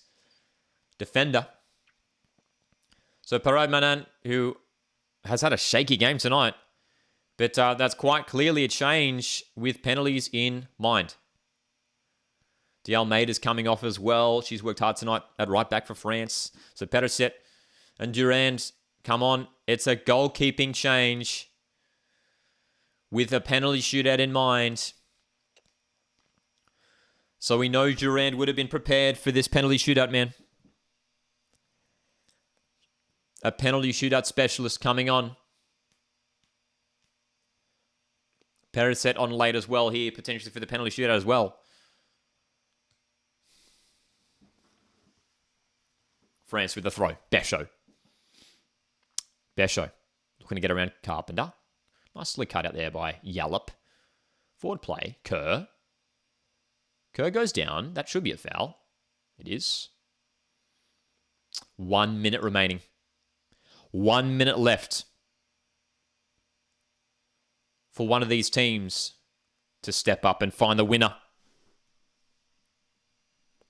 If not, we are destined for a penalty shootout here. 1 minute left.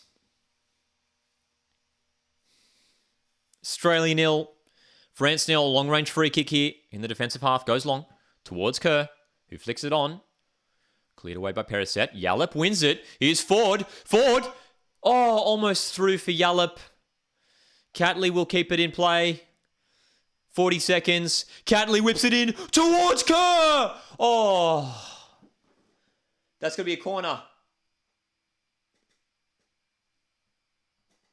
No. Well, that might have been the moment for Australia. The flick off Kerr's head.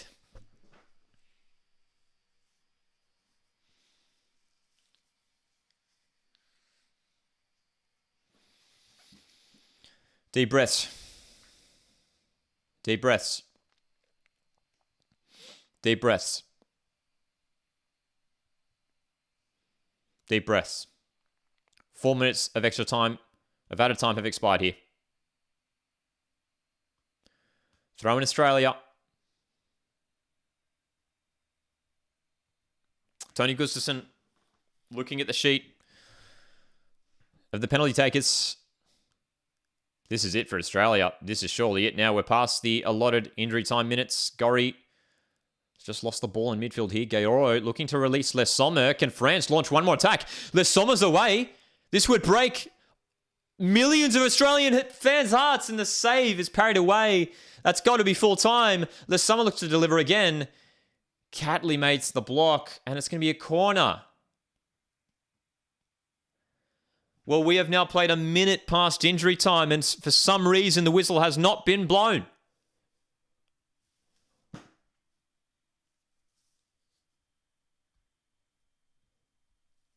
We are now a whole minute past the end of injury time, and still no full-time whistle. Australia need to defend here. A goal for France, and it's all over. Bash's delivery. Away. That's time. We are going to a penalty shootout in Brisbane. Neither side able to break the deadlock across 2 hours of football. We are going to a penalty shootout to decide who goes through to this semi-final. This is historic. Oh my gosh. Oh my gosh. Fortnight's here, says just finished work, and this is intense. Oh, Fortnite. You've missed a big night of nerves, of stress. Phil says now it becomes a lottery. Oh my gosh. 0-0. No goals after 2 hours of football. Brisbane are on their feet.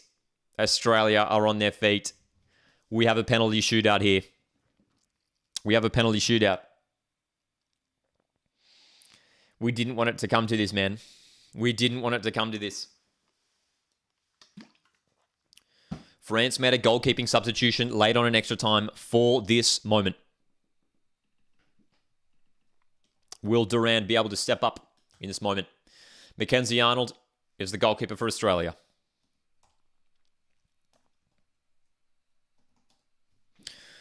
Oh boy. So, 0-0 after full time. Anyone can win it now. My hair is falling out, says Valhoon. I'm numb, says Captain LF. We're on the edge of our seats. I'm so glad you guys can be here to experience it. We're all experiencing this together, man. This is it. And it's a penalty shootout. It's anyone's game. Anything can happen here. We're going to set up the scoreboard here. We've got the pens. Scoreboard here on the right. Australia 0. France 0. Tell you what, let's do this. Who will break through? We've seen some dramatic penalty shootouts. We've seen some dramatic penalty shootouts, man. But who will be able to pull through here? Oh, boy. Oh, boy. Here we go. Positive thoughts, says Frenzy Rabbit. That's right. That's right. Got to stay positive here. The girls have been working so hard. They want to get through to this semi-final. Matildas have never made it through to a semi-final in Women's World Cup history. Here we go. Who's going to step up for Australia? Who do you guys think? Will we see Sam step up first?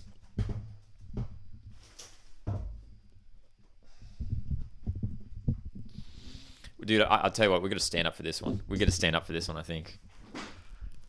Oh my gosh, dude. I'm just too nervous, man. We win, we make history. That's right, Tested Aussie. Everything's on the line. This is the biggest penalty shootout in Australian footballing history, man. Australia have witnessed some dramatic penalty shootouts in Qatar last year to qualify for the World Cup, the Men's World Cup. In 2005 in Sydney to defeat Uruguay to qualify for the Men's World Cup. The Matildas, if they win this penalty shootout here, you're going to say it's the most historic moment in Australian footballing history. Oh, boy.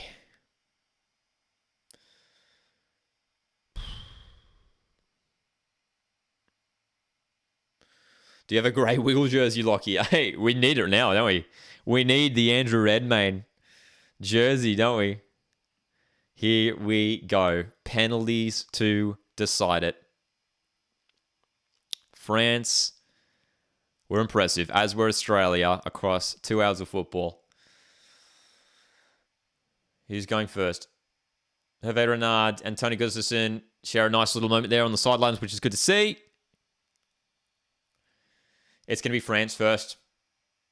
And it's going to be Basha, who's been one of the players of the match tonight. She's been fantastic tonight for France. Probably France's best player. The referee explaining to the players that they cannot step off the line, of course, as we know. Oh my gosh. Oh. We're nervous. We're nervous in the chat. We're nervous in the chat. Basha to step up to take this first penalty for France. Mackenzie Arnold. Can she be the star for the Matildas tonight? Basha's had a great game. Has fired a few long-range shots wide. Oh, my goodness. We hold our breaths. We wait. Basha for the first penalty against Mackenzie Arnold.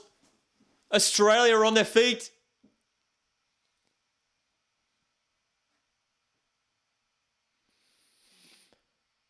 Oh, it's saved!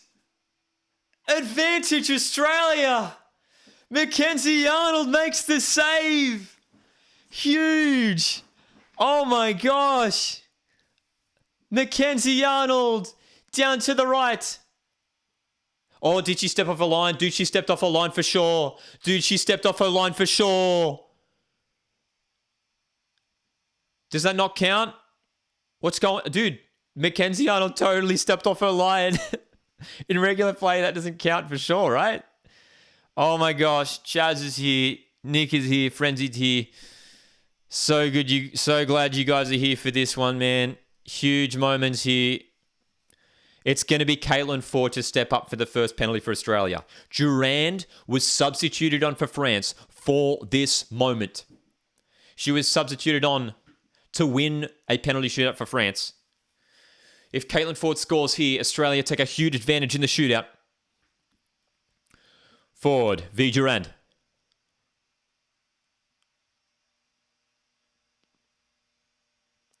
Caitlin Ford.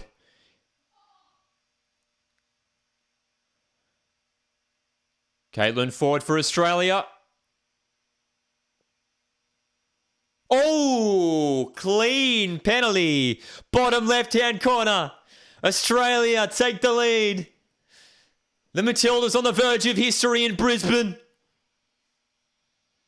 Wow. Wow. Scott's here. How's it going, Scott? Says, massive. Go, you good things. This is huge. Caitlin Ford scores the penalty. Australia lead the shootout 1-0. Arnold with the save. Cheers, Rayside with the super chat. Says, let's go, Tillies. Appreciate the super chat, Rayside. Second penalty here for France. They really need to score here. It's Diani. The PSG striker, their star striker, scored 4 goals across the tournament. A hat-trick against Panama. 1-on-1 with Arnold. Oh, calm penalty. It's 1-1. It's 1-1. It's 1-1. Diani puts it away. Diani puts it away. We've experienced 2 hours of dramatic football, and the drama is continuing here into the shootout. Diani, cool and composed, and the side-footed finish into the bottom left-hand corner. Fantastic. Oh my goodness. We've been doing live Watchalongs every single day of this tournament, but nothing has come close to this in terms of drama. Dude, you could even see Football Australia CEO James Johnson is on the sidelines alongside the players and staff. Australia writing this together. It's Steph Catley. Scored a penalty against Ireland. Scored a penalty against Canada. Should score here. It's saved! Catley denied.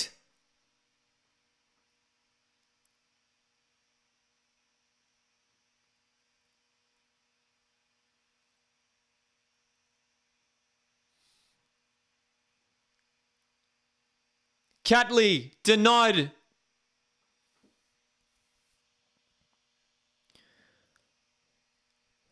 It's all square in the shootout.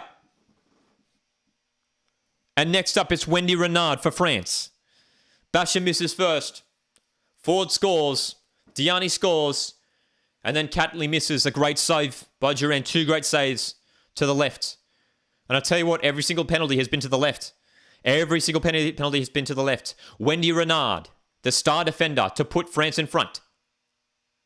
Great penalty. Again, it's to the left. All 5 penalties have gone to the left.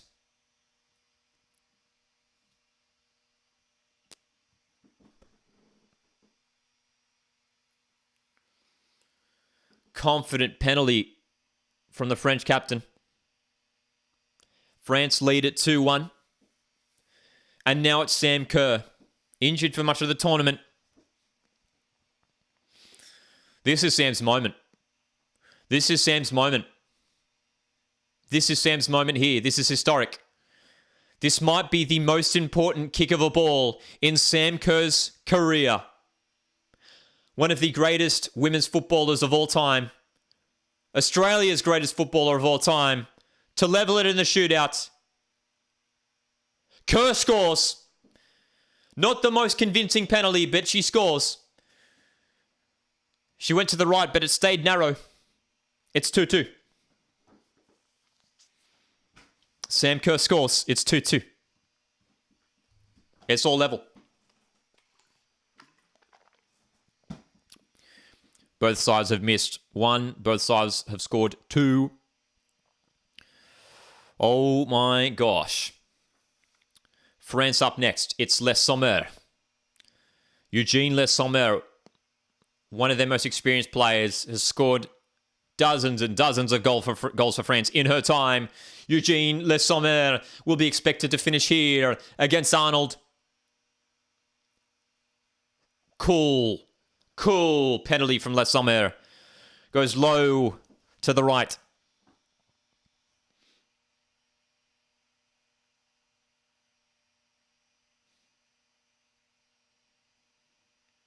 Mackenzie Arnold went the wrong way.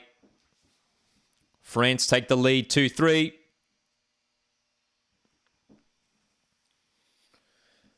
Australia can't miss here. And I'll tell you what, it's Mary Fowler. It's Mary Fowler.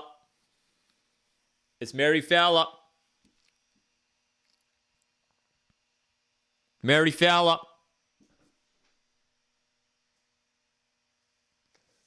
Had a fantastic game tonight, Mary Fowler. Really needs to score here. Oh, wow. What a penalty from Mary Fowler. Power and precision into that left-hand corner. Low penalty.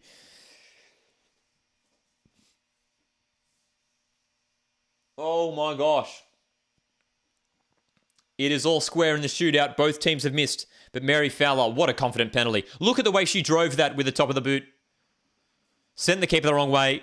It's 3-3. Back even. That's right, Sam. That's right, Scott. TG's here. Evans is here. Matthews here. Ems is here. We're all riding this drama together. It's Perisset. She was brought on for the shootout late on. Perisset. Oh, it's a miss. Flicked onto the post.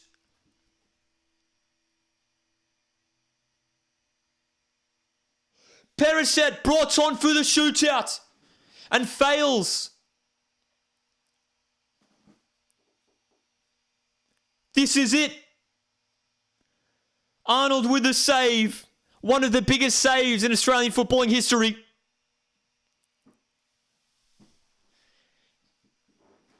So, if Australia scored, they're through. And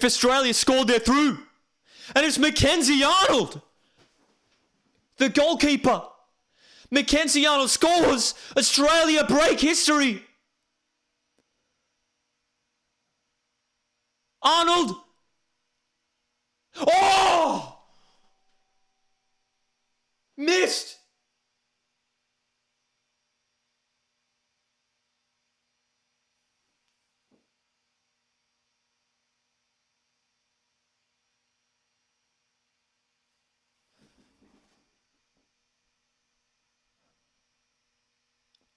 That was the moment for Australia.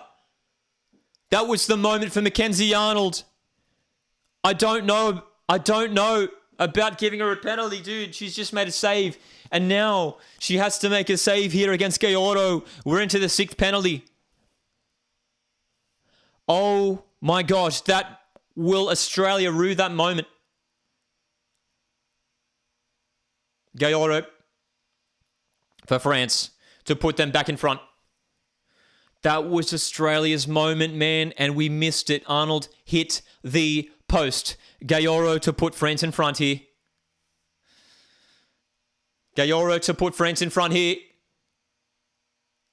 Oh, it's a score. It's in. Arnold was so close to saving that. And look at Mackenzie Arnold's rattled. I don't like this. Mackenzie Arnold is rattled now. She saves a penalty. She goes up to take the one to win it for Australia, and she misses. She's talking to the referee about something here. What is going on? Perhaps the placement of the ball.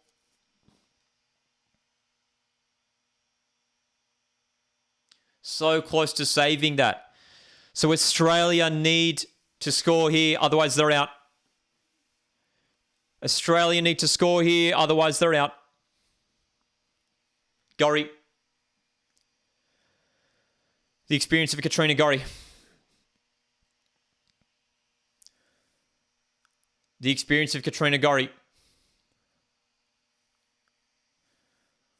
To keep Australia's World Cup dream alive. needs to score here. Otherwise, Australia are out. Gorry. Gorry. It's in. Oh my gosh, it's in. It's in. It's in. It's in. It's in. It's 4-4. It's 4-4. It's 4-4. It's 4-4. Oh, I thought Durand had that. Durand went the right way. I thought she had that. It's a save. Wow, clutch. Durand gets the right way and didn't save it. Went through her hand. Dude, it went through her hands. Poor goalkeeping in the end. So France to keep it going here. It's going to be Karchaoui, has had a great game from left back for France. Can Mackenzie Arnold make another fantastic save? Oh, it's in. It's in off the crossbar. It's in off the crossbar.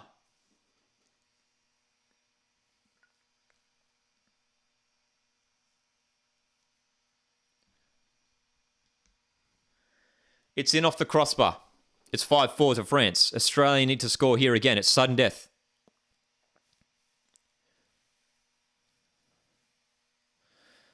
Tamiki Yallop, another experienced player for Australia. Needs to score here. Otherwise, Australia are out.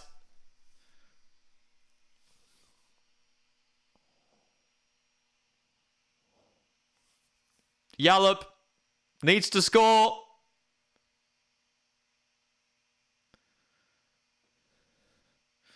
Yallop.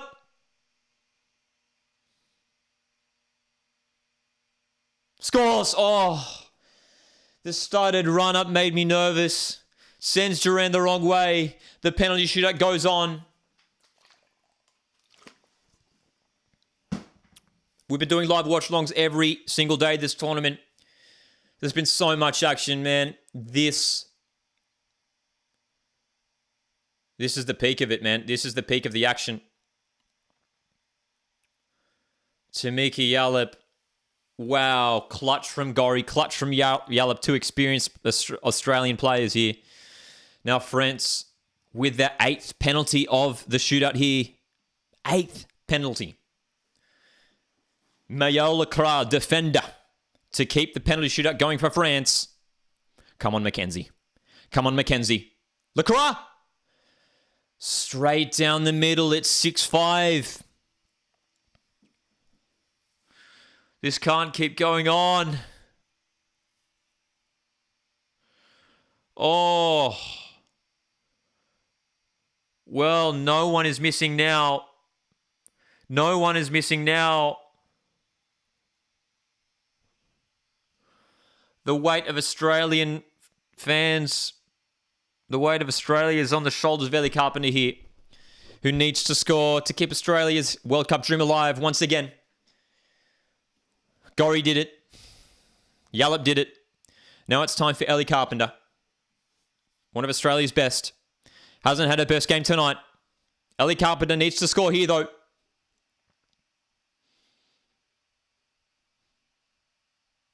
Carpenter. In. Oh, my God. It was off the post, and it's in. It's in. The penalty shootout goes on. Wow, Ellie Carpenter. Wow, wow, wow. It's off the post. 3 crucial penalties scored by Australia. Australia have been on the ropes for the last 3 penalties that they've had, and they've all been converted. Wow. Who will falter now? Australia had their chance before. Mackenzie Arnold missed the chance. Now it's Daly. It's the experience of Daly here for France with their 9th penalty, am I right? I think I'm right in saying the 9th penalty. Daly here for France. Oh, it's saved! Yes! Yes! Australia are on the verge of history in a dramatic penalty shootout. Well, there's... Oh no, the referee's getting some word here. Will this be a retake? Referee's getting some word here. Referee's getting some word from the referee. Oh no. Oh no. Is this going to be a retake? It's going to be a retake, isn't it? It's going to be a retake, dude. It's going to be a retake. It's going to be a retake. Arnold's off the line. Let's have a look. Well off the line. Well off the line. Well off the line on that save. So can Daly hold her nerve for a second time? Can Arnold come up with another heroic save? An extensive penalty shootout here. This game has been a long and arduous match. We're coming up to 3 hours since kickoff. Daly with a retake here for France. Oh, it's saved! And surely that one counts. Look at Arnold. She's looking at the ref. 2 saves. Is that one counts? Does it count? It does. It does. Oh, it's still on for Australia. Australia score. They go through to the semi-finals. Here we go. If Australia score, they are through and France are out. Who is it going to be to step up for Australia? This is penalty number 9, and it is Claire Hunt from Western Sydney Wanderers. One of Australia's best players of this tournament. Hasn't put a single foot wrong all tournament. Now she steps up in front of goal and has the chance to make history in Australian sport. Claire Hunt! Oh, it's saved!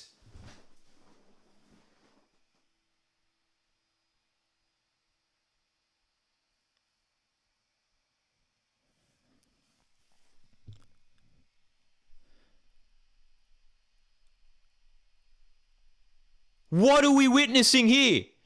Durand with the most incredible save. Dive to her right. Left hand up to the middle and blocks it. Australia have had 2 chances to score to go through, and they've missed both.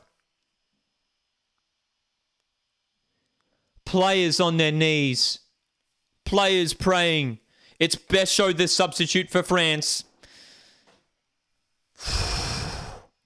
6-6. Béchot misses! Australia back in the chance again to qualify. Béchot hits the post. This is it. 3rd time lucky, surely. Arnold had the chance and hit the post. Hunt had the chance and it was saved. This is the moment for Australia. This has to be it. In the most remarkable penalty shootout. It is 6-6. This is penalty taker number 10. Number 10. Courtney Vine won a championship with Sydney FC this year.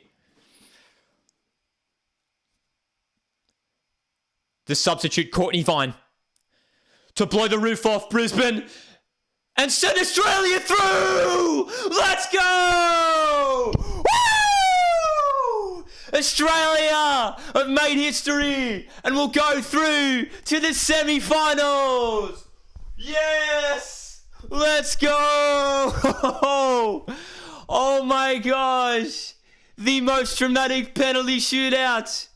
Vine scores! France are out! Australia through to the semis for the first time ever. The biggest win in Australian football history. Oh my gosh. The journey continues. The dream continues for Australia. History in Brisbane. Tony Gustafsson in tears.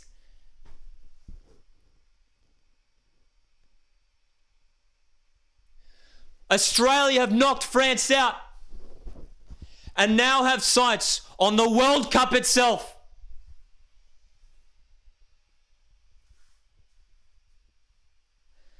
7-6 in the shootout. 0-0 after 2 hours of football.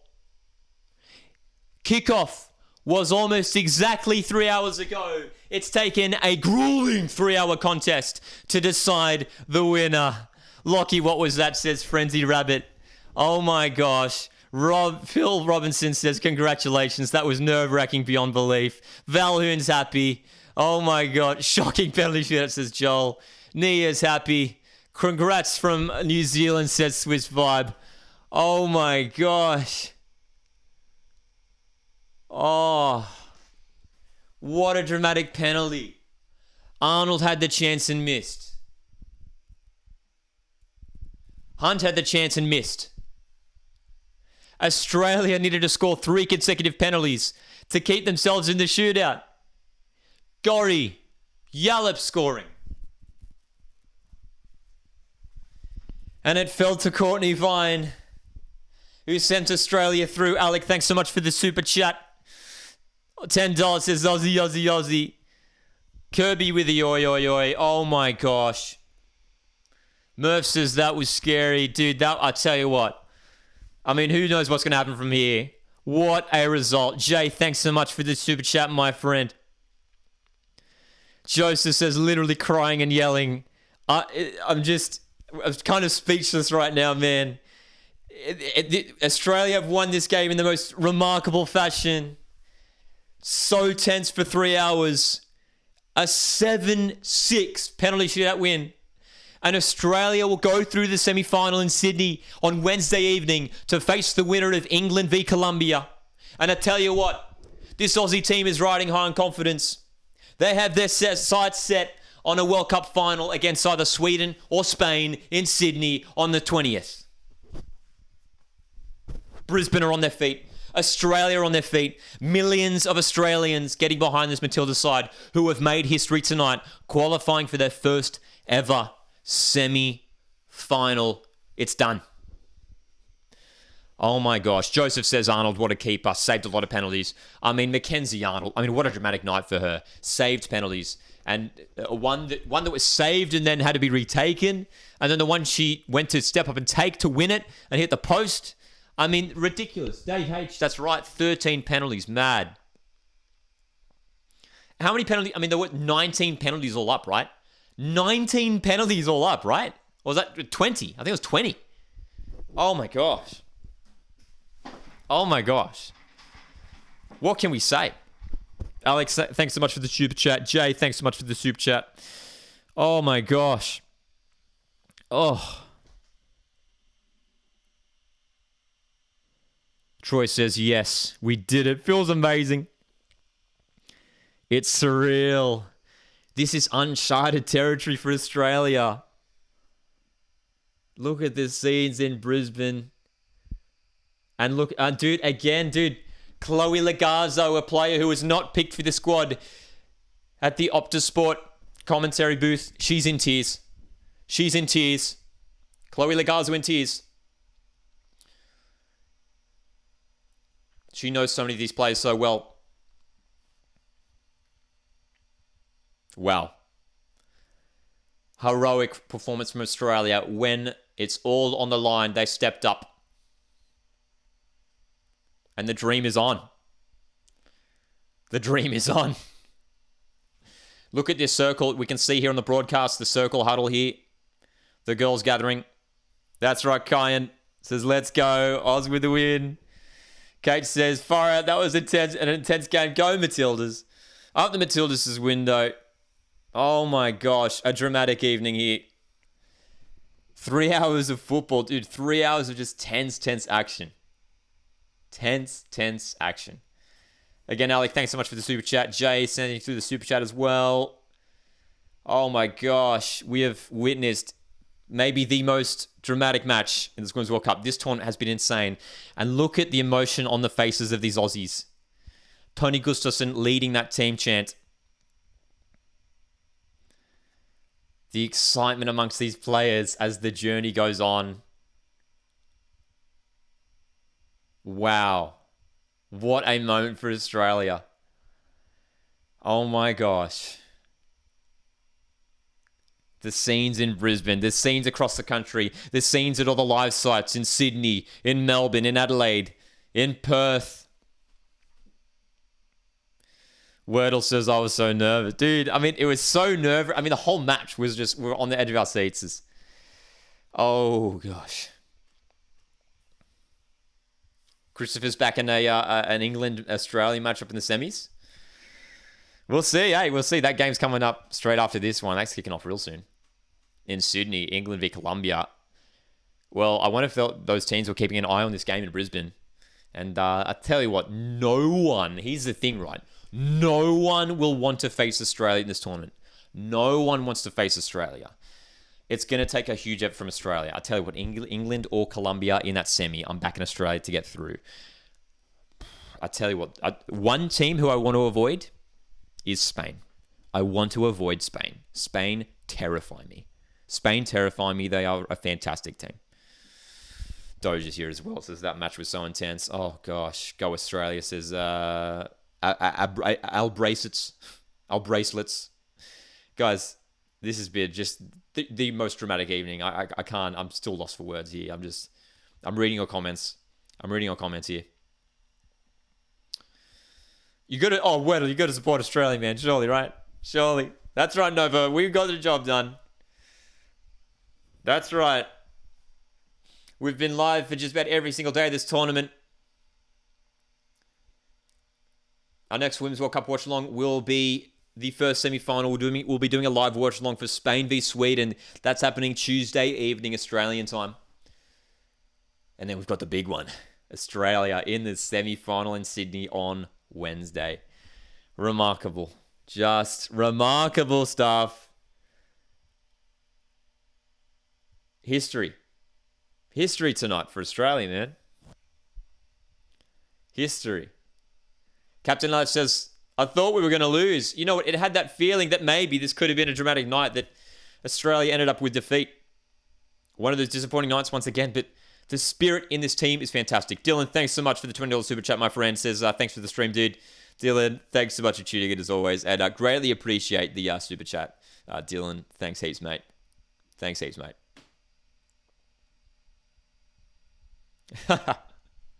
Frenzied says there was a French fan in here for a bit. Don't know where he's gone. Oh gosh. And like as well, like from a neutral point of view, right? France are out. Germany out. Who else is out? Norway are out. Japan are out now. France are out. Brazil are out. Who's remaining, bro? Who's left? USA are out, of course. USA are out. So, 5 teams remaining. And it will go down to 4 after tonight. Spain v Sweden in the first semi. And then Australia have gone through. And we'll face either England or Colombia in Wednesday in Sydney next week. Oh my gosh. Oh my goodness me. Australia's going to win the final, says Minecraft Bros. Hopefully we can get it done in the end, hey. Hopefully we can get it done. Can we take this effort? Can we take this experience?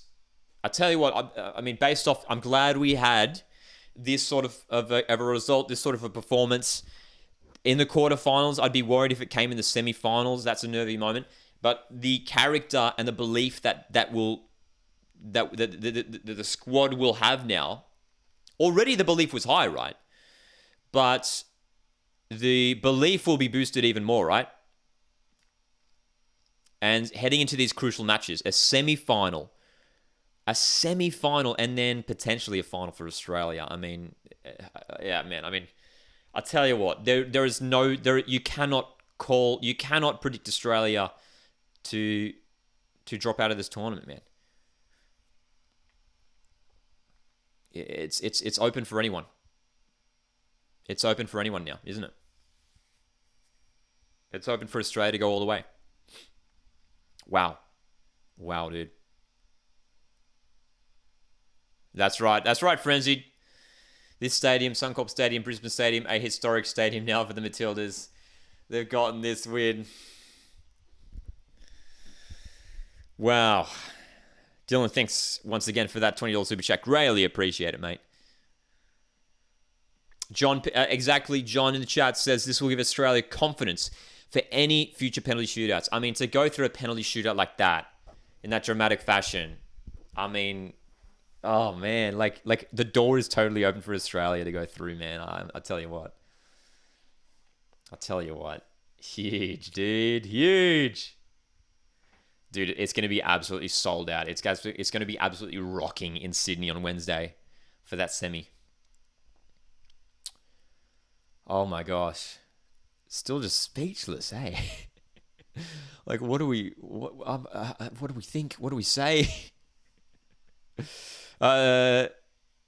ZC Highlights asks, who do you think Australia is going to play, England or Colombia? Honestly, it's going to be a tough match. I think England will pull through, but it'll be close. I've got England pulling through. I could see that game going extra time, though. But Australia v England, man. I mean, that could be a thrilling semi-final matchup. I watched England play in person against Denmark at the group stage. Did a match day vlog for that one, which is up on the channel. Man, it's going to take a massive performance, whether it is Colombia or Australia or England, to get through to the final. But again, I mean, like, it's now. Here's the thing for Australia, right? It's not a matter of who Australia faces. That's not a factor anymore. Regardless, Australia have now done it against Canada, they've done it against Denmark, and then we've now done it against France, who are one of the best teams in the world. It doesn't matter who Australia face now. This team is riding high on confidence. There is a remarkable energy in Australia now, and there is a serious possibility that Australia go all the way through to the final. Which, I mean, it would just be remarkable. I mean, from here on, we're just making history, man. I mean, if we get to the final, it's just insane. And then, hey, we don't want to look too far ahead. We don't want to get carried away off this dramatic night. But what a way to win it. Melanie says, Australia can take it all the way to the end. We got to believe. We got to believe, don't we? We've got to believe we can do it. Which teams do you think will be in the finals? I think Spain will defeat Sweden. In a closely contested semi-final. And hey, there's no reason why Australia won't make the final now. So I'm going to go Spain-Australia final. I'm going to go Spain v Australia in the final. Frenzy Rabbit says, have we knocked out more top sides than any other? I'll tell you what, it's a good question, Frenzy. Probably.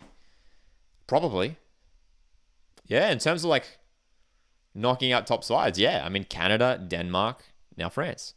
Crazy. Entity says, this team is insane right now. I mean, they're just unstoppable, aren't we? Just unstoppable. Thought I was a French supporter by the thumbnail. I'm sorry. Was there anything in that thumbnail to suggest that? Most certainly not. Oh my gosh. What a game. That's right, Bailey. What a game. I mean, what a game. We just like the game itself. I mean, we're looking ahead to the future, but this has been a remarkable contest. Australia 0, France 0.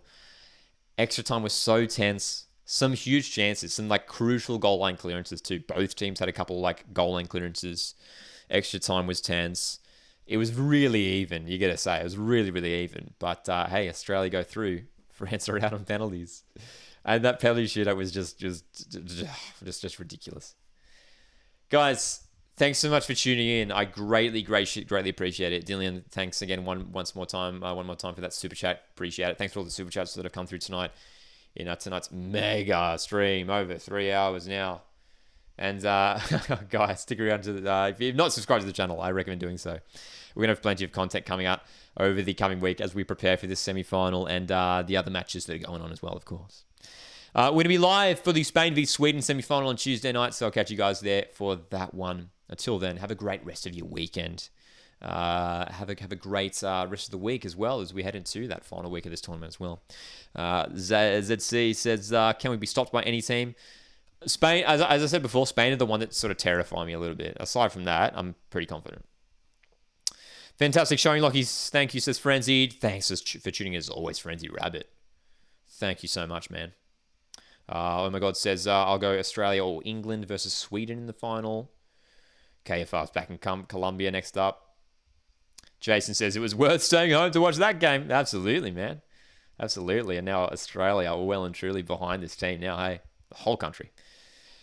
Thanks for the stream, says Bailey. Thanks so much. Entity says, have a good rest of the day. Thanks for tuning in, Entity.